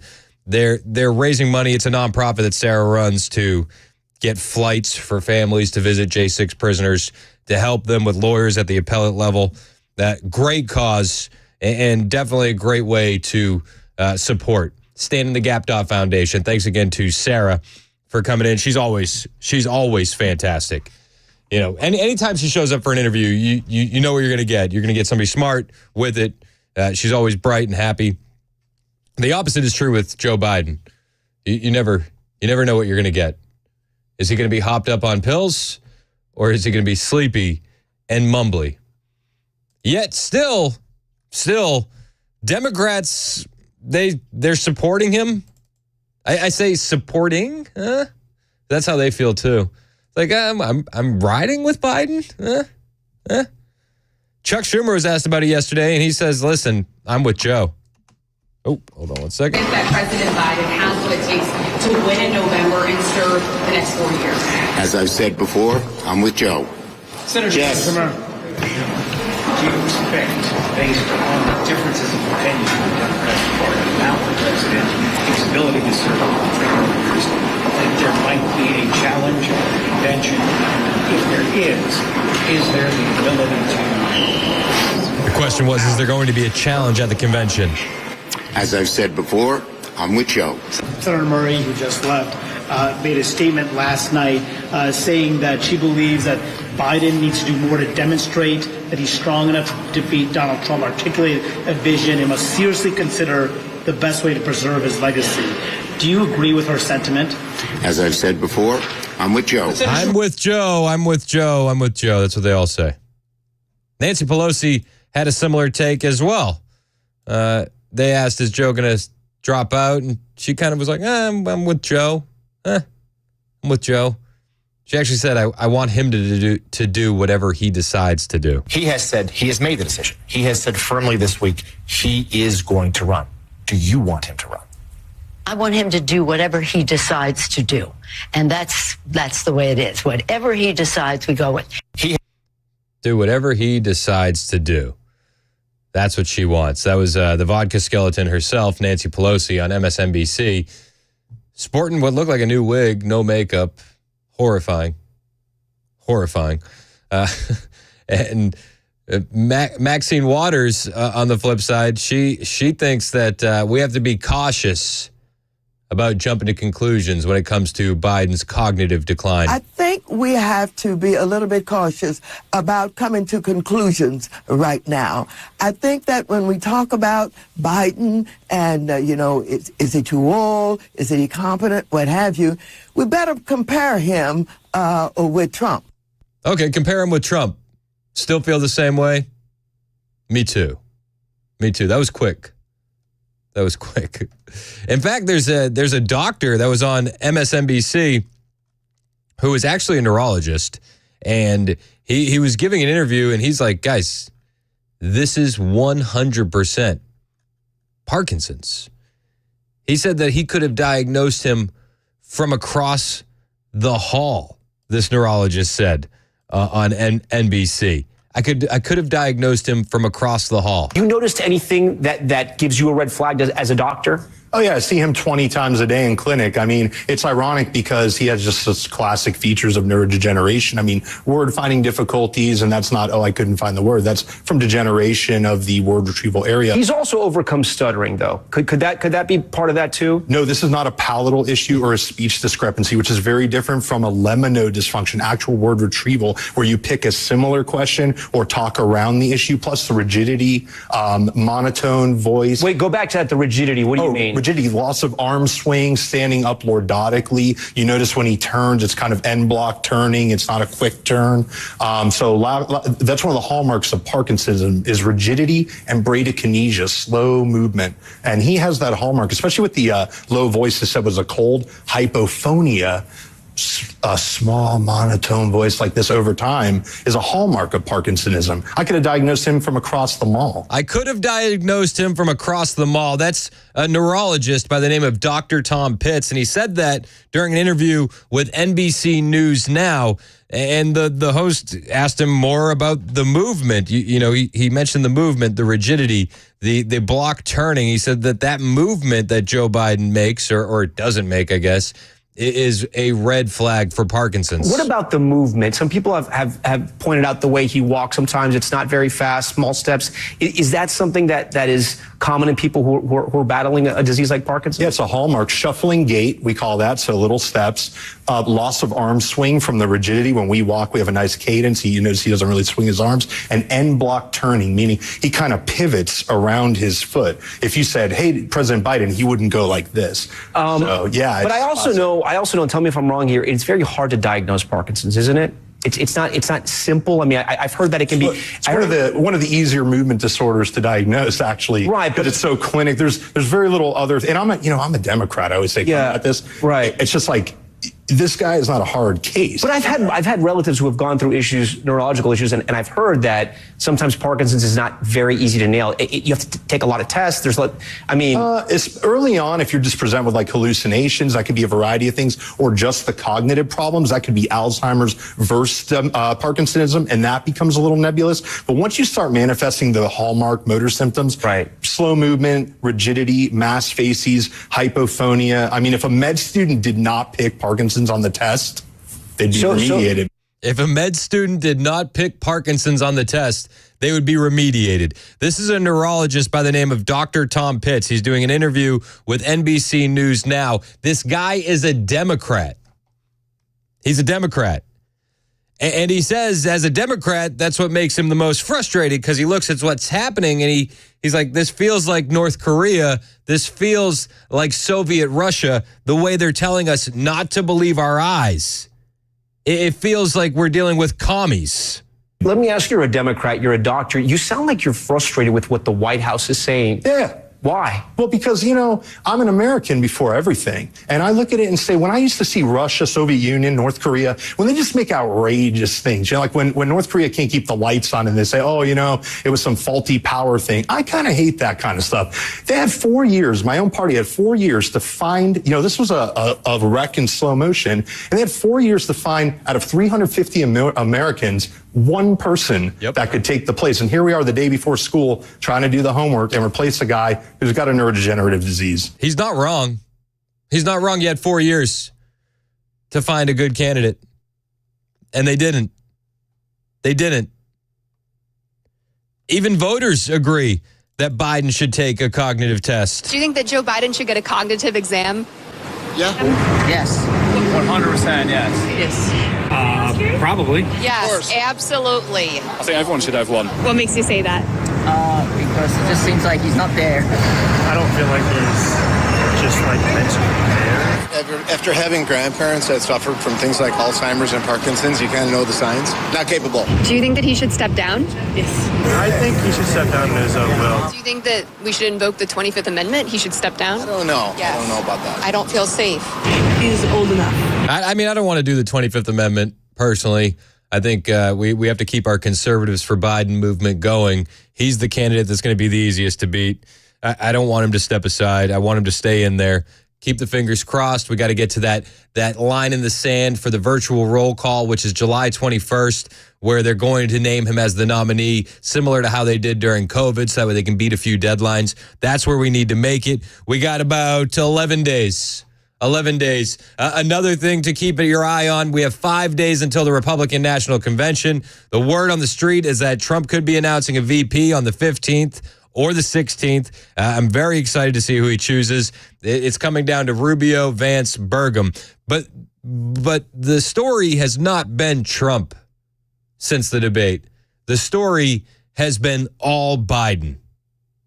It's all Biden. And Karine Jean-Pierre was asked yesterday at the press conference, does Biden feel like he's beaten the effort to oust him, to have him step aside? Does he feel like he's over the hump of that? Does the president feel like he's beat back this effort to force him to step aside? Look, You heard the president yesterday when he called into Morning Joe, did about 18 minutes of Q&A yesterday morning. He spoke very, I think, forcefully, passionately about where he stands, about how he sees things moving forward. Wow, Joe did 18 minutes on an interview. Woo! All right. And we also have said many times, we respect members of Congress, we respect their view, but I also want to say there's a long list of congressional members who have been very clear and in support of this president, whether it's the CBC, who gave a full support, the Congressional Black Caucus, for folks who are watching and are not sure what CBC is. They were very much supportive. They said, we think that, this is Representative Joyce Beatty, to be clear, we think that the call went extremely well. The president was very responsive.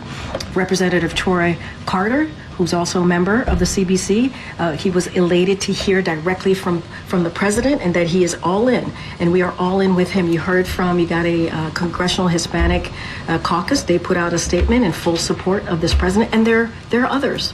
And so, look, he is going to focus on continuing to work on behalf of the American people, continuing to build on an unprecedented record that he's been able to get done with many of these congressional members that he's proud to have worked with. But that's his focus right now. That's his focus. That's his focus right now, she says. Yeah. He's focused on the American people. Do you believe that? Do you honestly believe that he's focused on the American people? I don't believe that for a second. And as the press conference went on, Karine Jean-Pierre was asked about comments that she's made about Biden in the past and asked if she wishes she could change comments on specific instances. And one of the instances that came up was when Joe Biden was calling out for a dead woman, asking, "Where's Jackie? Is Jackie here?" Do you remember that? Where's Jackie? Well, Biden called out to a dead woman, and the story was that she was top of mind. But in light of recent events, everybody wants to know, do you regret making those statements? This was an event where the president called out Congresswoman Jackie Walorski, looked for her in the room, even though she had recently died. You told multiple reporters at the time, and this was asked in multiple different ways. She was top of mind. Right. Yeah. It was because she was top of mind for the president. I mean, would you... On that example, would you offer a different explanation? I would not, because honestly, I spoke to the president right before coming out that day, and that is what the president told me. It's not something that came from me. That is something that came from the president. Oh, yeah. So, no, we're not going to change that. Turns out that wasn't the dementia. That wasn't neurodegenerative disease. It was just she was top of mind. So they're going to keep that one on the books as Jackie was top of mind. They were asked about another incident. In Italy during the G7, Biden skipped a big dinner. And the explanation from the White House was, don't read into it. But now we're getting reporting that Joe Biden needs to be in bed by 8 o'clock.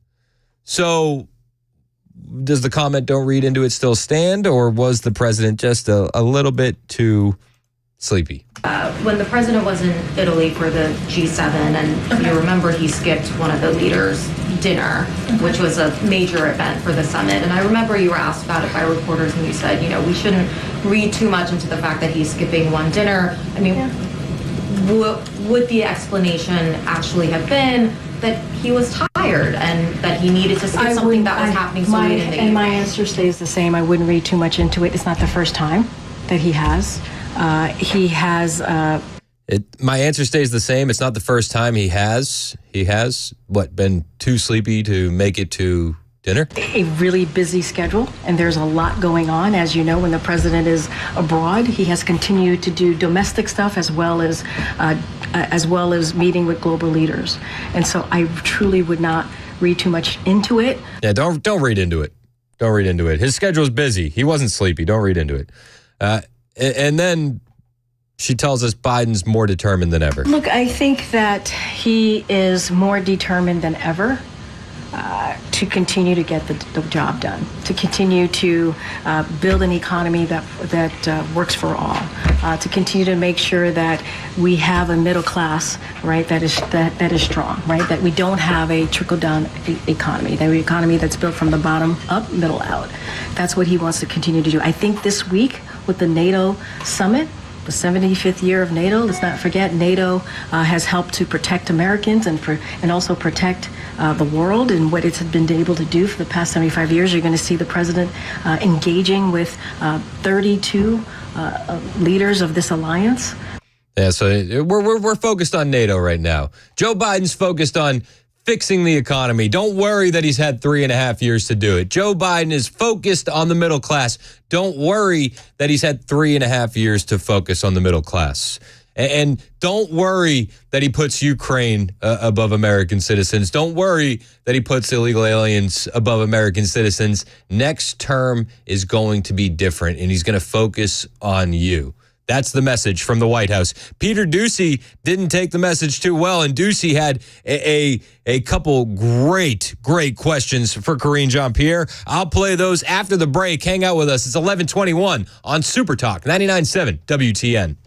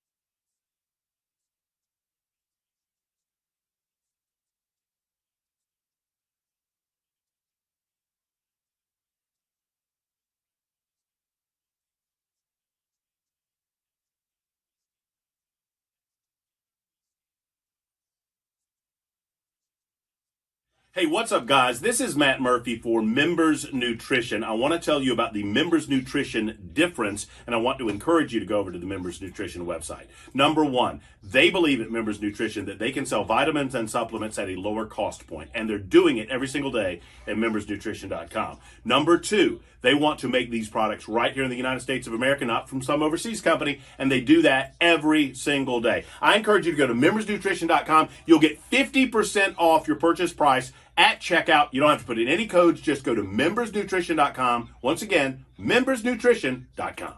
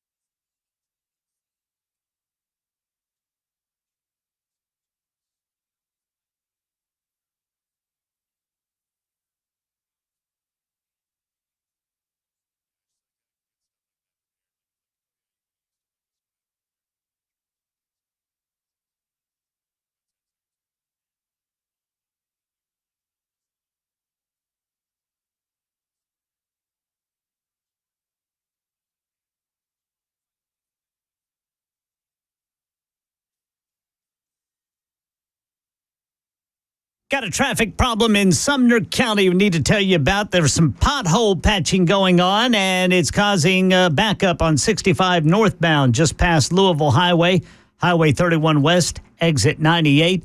President Biden has just lost the support of one of his mega donors. We'll tell you about it at 11:30 on Super Talk 99.7 WTN. Oh, looking forward to that, Ken Weaver. It's 11:26 on Super Talk 99.7 WTN. My name is Chris Hand. You can find me on Twitter, True Social, Instagram. All of them are the same, at Chris Hand on air. Hit the follow button. I will follow back. Larry in Clarksville has been waiting on hold for a minute. Sorry about that, Larry. What's going on, man? How are you? Oh, brother, I'm not pushing up daisies, so I'm doing okay. Hallelujah. My question is, who is Mac Morey? And then on the serious side, I have a friend of a friend who is 74 years old that was there on January 6th. She was escorted into the building by a Capitol police officer because she just wanted to pray. The FBI 3 weeks ago raided her home, arrested her, and now have put her in prison, and she's facing 19 years. What's her name? I'm not going to give you her name.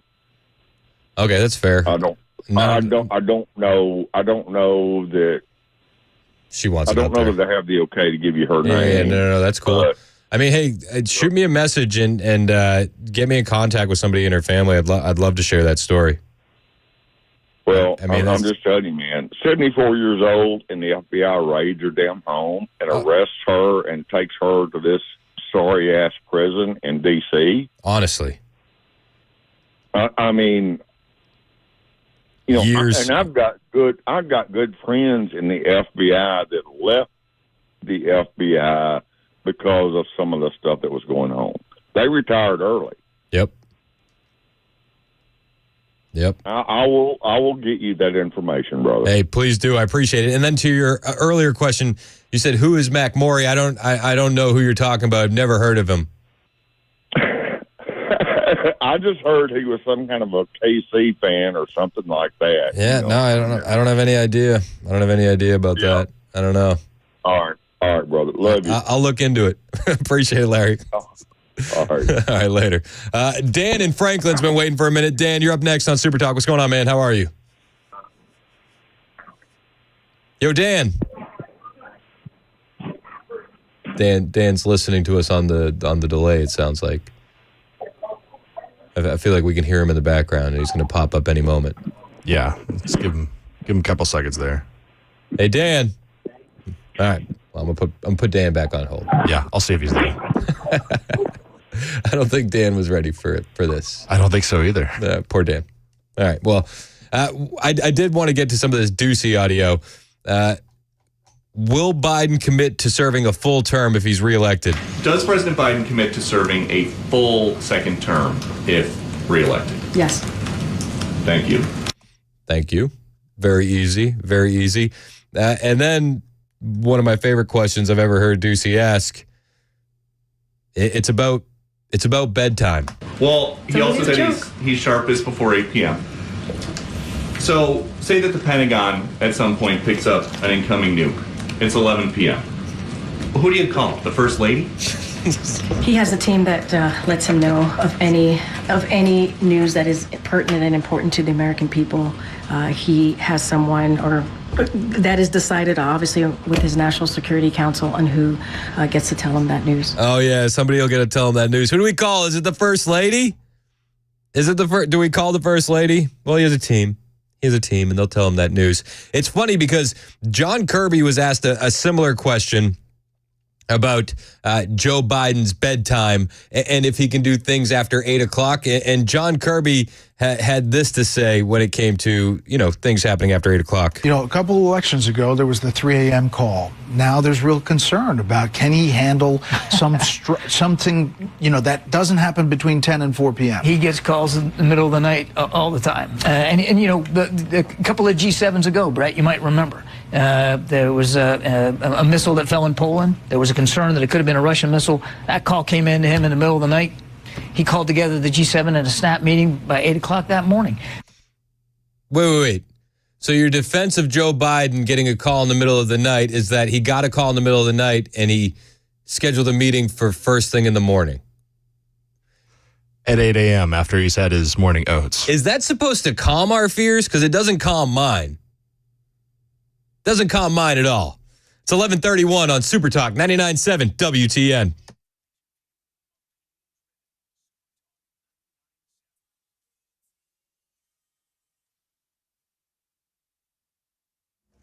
I still got that pothole patching going on in Sumner County, slowing things down, and that's going to be on 65.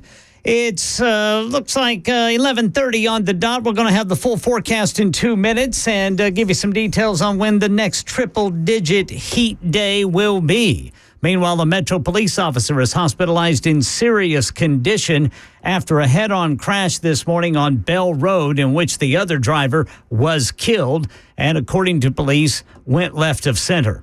President Biden has lost the support of another mega donor, actor George Clooney, announcing Biden needs to drop out of the race because he can't win. Just 2 weeks after Clooney co-hosted a fundraiser for the president. Biden, meanwhile, joking about his age at AFL-CIO headquarters in Washington before meetings today with NATO leaders. And I told you, and you know, because a lot of you were there with me all the way back when I was a kid, and I'm only 42, but when I was a kid, back running for the Senate when I was 29 years old, Labor elected me. Selena Wang, covering the NATO summit, just told us world leaders are terrified of the prospect of a Trump presidency, and they increasingly believe that that is what is going to happen. They don't have confidence of Biden's ability to win in November. That's the latest news. Weather's next. I'm Ken Weaver, WTN News.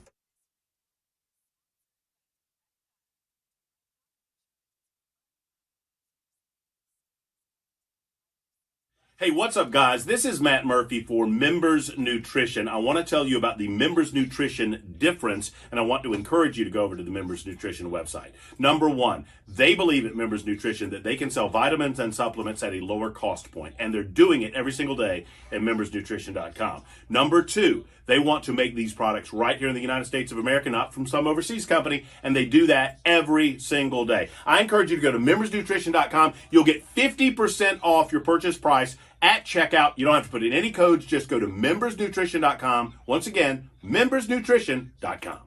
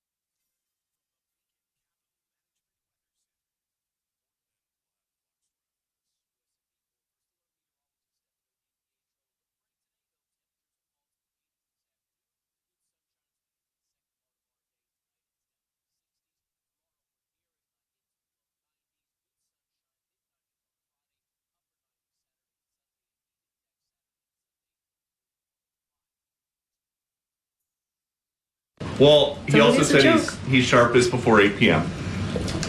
So say that the Pentagon at some point picks up an incoming nuke. It's 11 p.m. Who do you call? The First Lady? He has a team that lets him know of any news that is pertinent and important to the American people. Who do you call? Who do you call if nukes fly at 11 o'clock? You can't call Joe. Call Jill.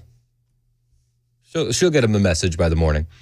It's Super Talk 99.7 WTN. That was Peter Ducey yesterday at the press conference, the press briefing with Karine Jean-Pierre. Oh, cringy. Ducey had some good questions. You know, she avoided asking him, calling on him yesterday. Not yesterday, the day before.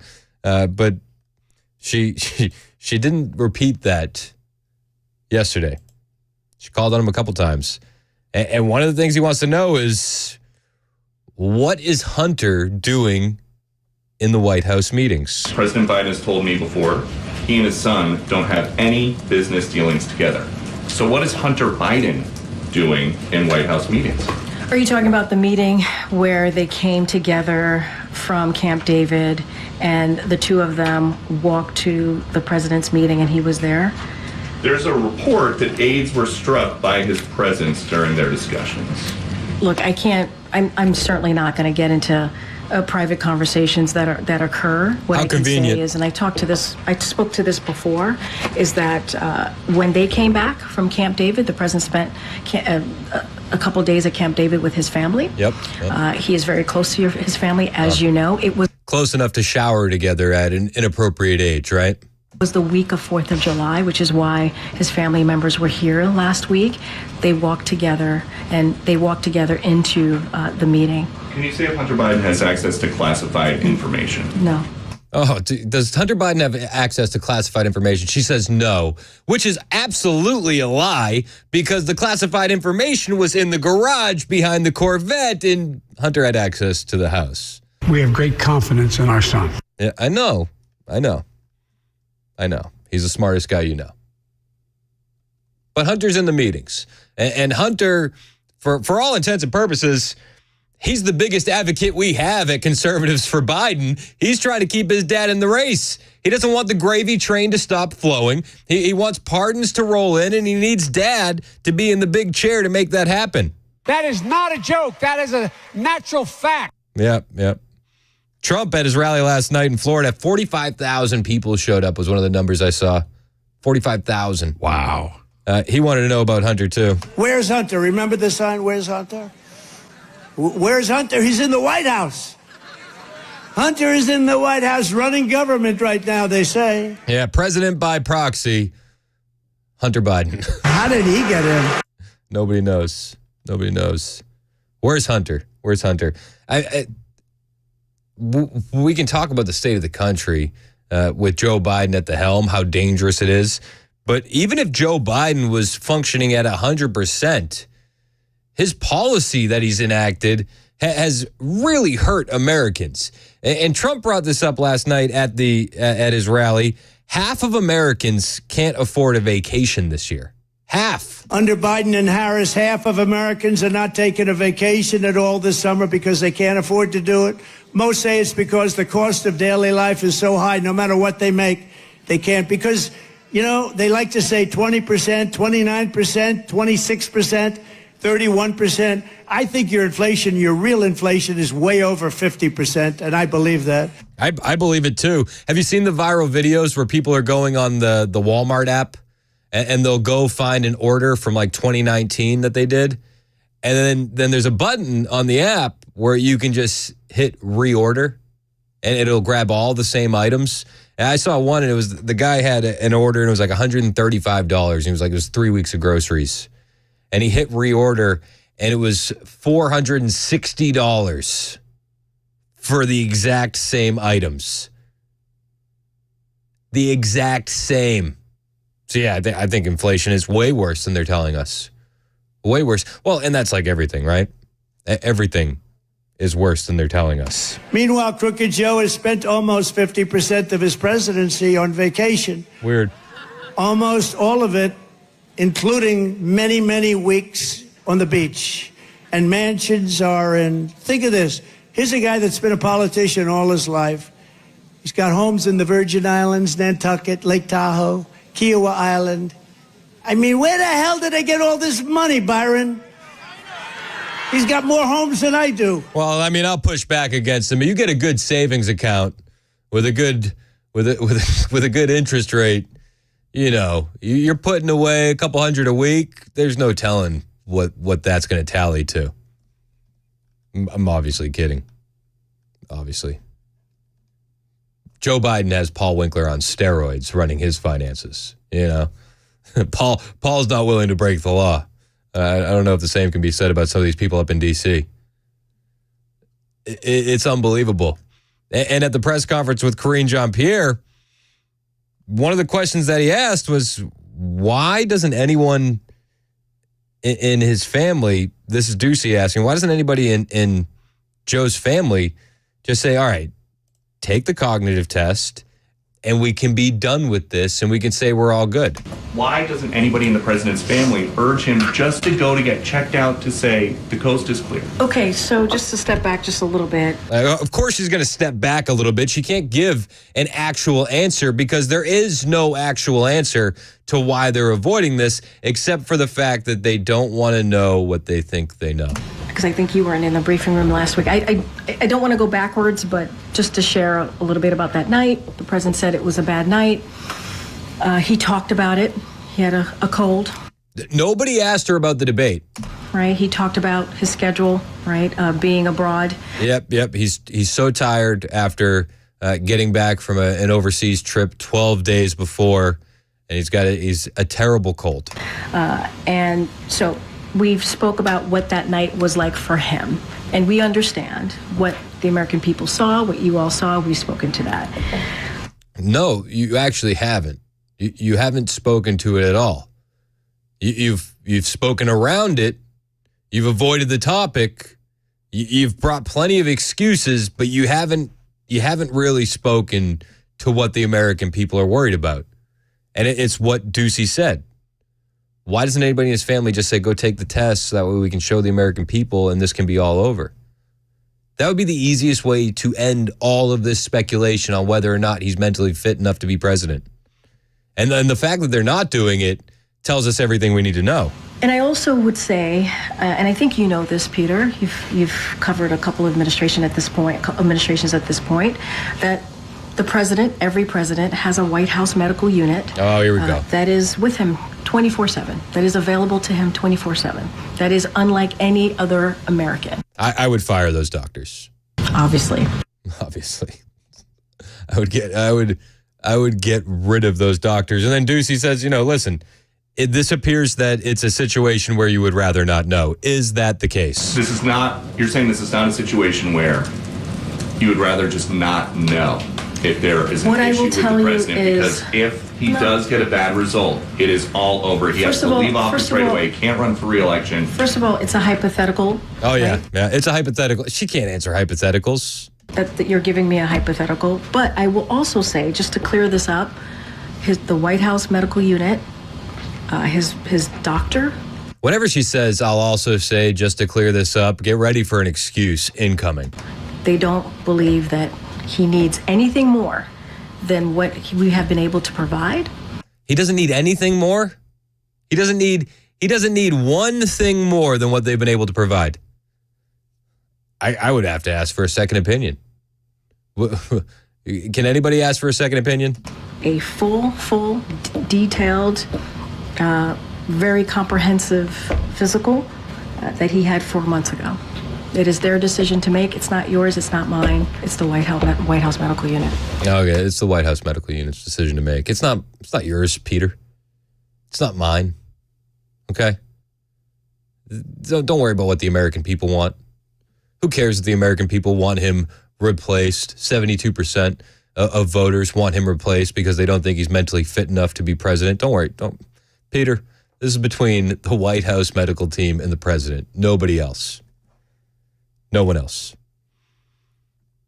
She was also asked how she responds to Mike Johnson saying that the Dems have been covering up Biden's health for years. And let's be honest, The Dems have been covering up Biden's health for years. This morning, House Speaker Mike Johnson said, as he has before, that Democrats have been covering up the president's mental acuity for years. How do you respond to that? And has the White House misled Americans? And so I'll say this, Americans out there, folks who are watching, who are not normally in the day-to-day of what's happening in this world, there is a comprehensive full comprehensive medical report on the website, whitehouse.gov. I would encourage them to take a look. Oh, yeah. Encourage the people that aren't paying attention day to day like we are to go take a look. But the problem is people that aren't paying attention day to day like we are, that don't consume the news like you and I do, like we're junkies for this stuff, they thought everything was fine. And then they saw the debate. That's where the questions came from. The people that don't pay attention paid attention for a moment and went, ooh, something's not right here.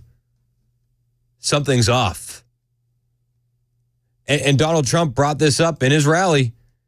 He talked about the debate. He talked about the overwhelming defeat that he handed Joe Biden. As you know, in our recent debate, and in honor of all of you, I dealt Joe Biden, even according to the fake news media, the most decisive and overwhelming defeat in the history of presidential debates. I think so, right? I think so. And that was a big crowd that was watching. That was one of the highest rated shows ever on television, so I'm honored to be a part of it. I don't think he's too happy, but, you know, I like being a part of it. Yeah, I don't think Joe's happy at all to be a part of it. And they're going back and forth, challenging each other to more debates. Trump challenged him to another one yesterday.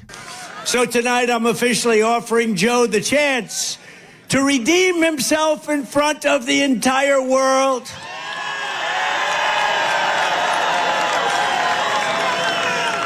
So Marco and Byron and everybody, here's what we're going to do. You guys can be referees if you like. Let's do another debate this week so that Sleepy Joe Biden can prove to everyone all over the world that he has what it takes to be president. But this time it will be man to man, no moderators, no holes barred. Just name the place, anytime, anywhere. Anytime, anywhere, he says.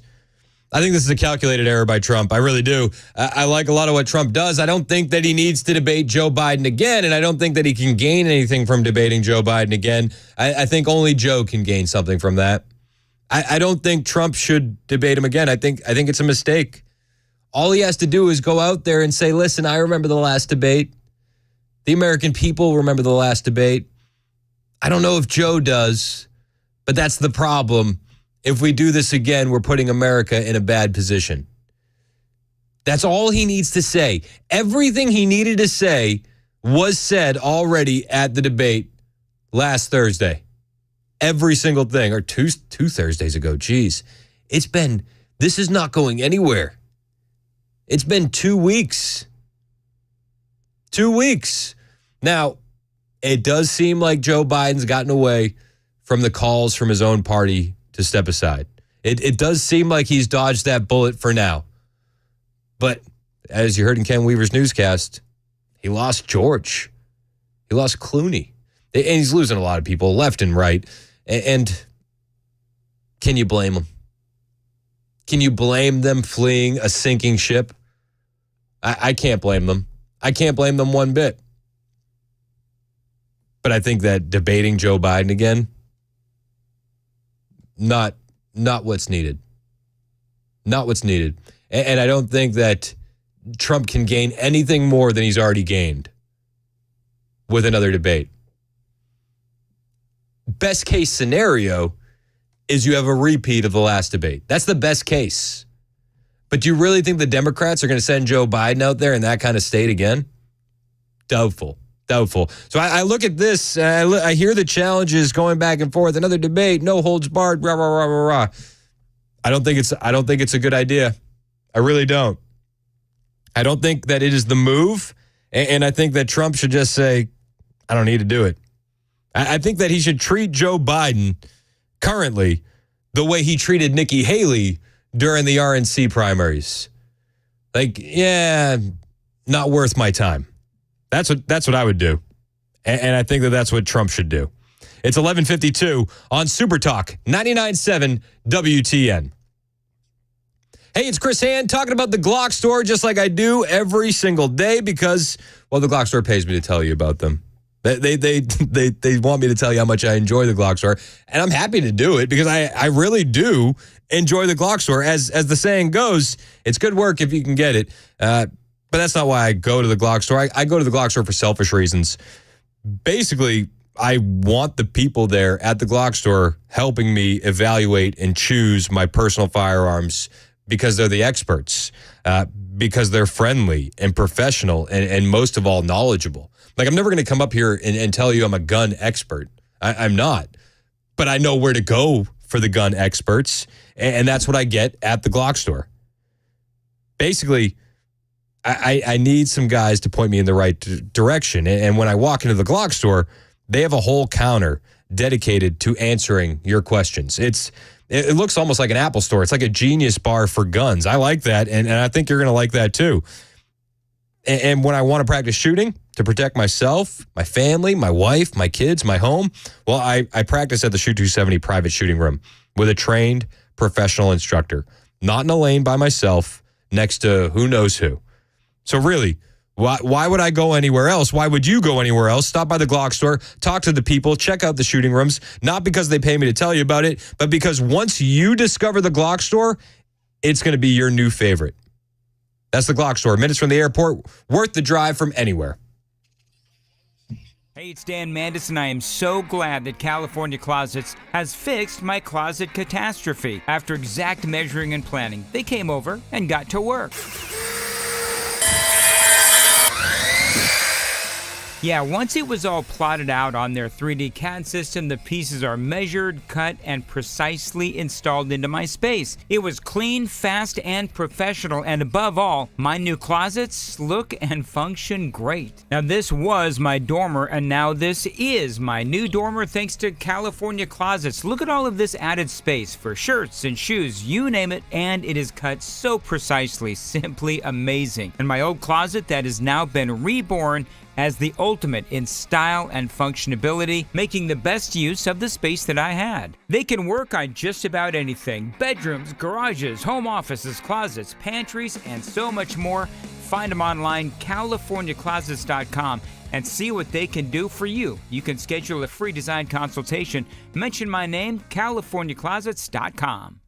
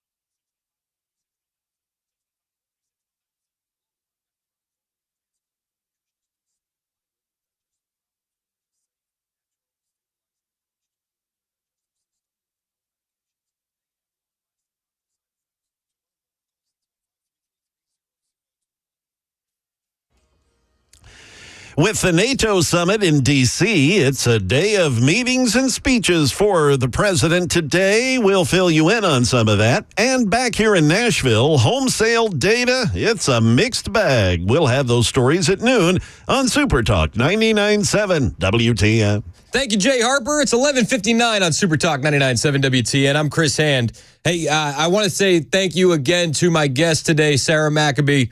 She's the wife of a J6 political prisoner. I just posted on my Twitter her foundation and her Twitter handle. So if you want to find the Stand in the Gap Foundation, just go to my Twitter, at Chris Hand on Air, and it's there. What they're doing with her nonprofit is they're flying families to visit their loved ones that are political prisoners because of January 6th. They're purchasing and paying for flights. So that way these guys and gals can see their spouses and their kids. It's great work what they're doing, and they're also helping finance appellate lawyers. So if that's something you want to get involved with, if you got a couple bucks that you can spare, go find them, and you can find them by jumping on my Twitter, at Chris Hand on Air, and then you'll find the Stand in the Gap Foundation. They're doing great work, so go support them if you can. Cameron Smith is in next. He's filling in for Matt Murphy, who's filling in for Brian Wilson. It's another day of musical chairs right here on Super Talk 99.7 WTN.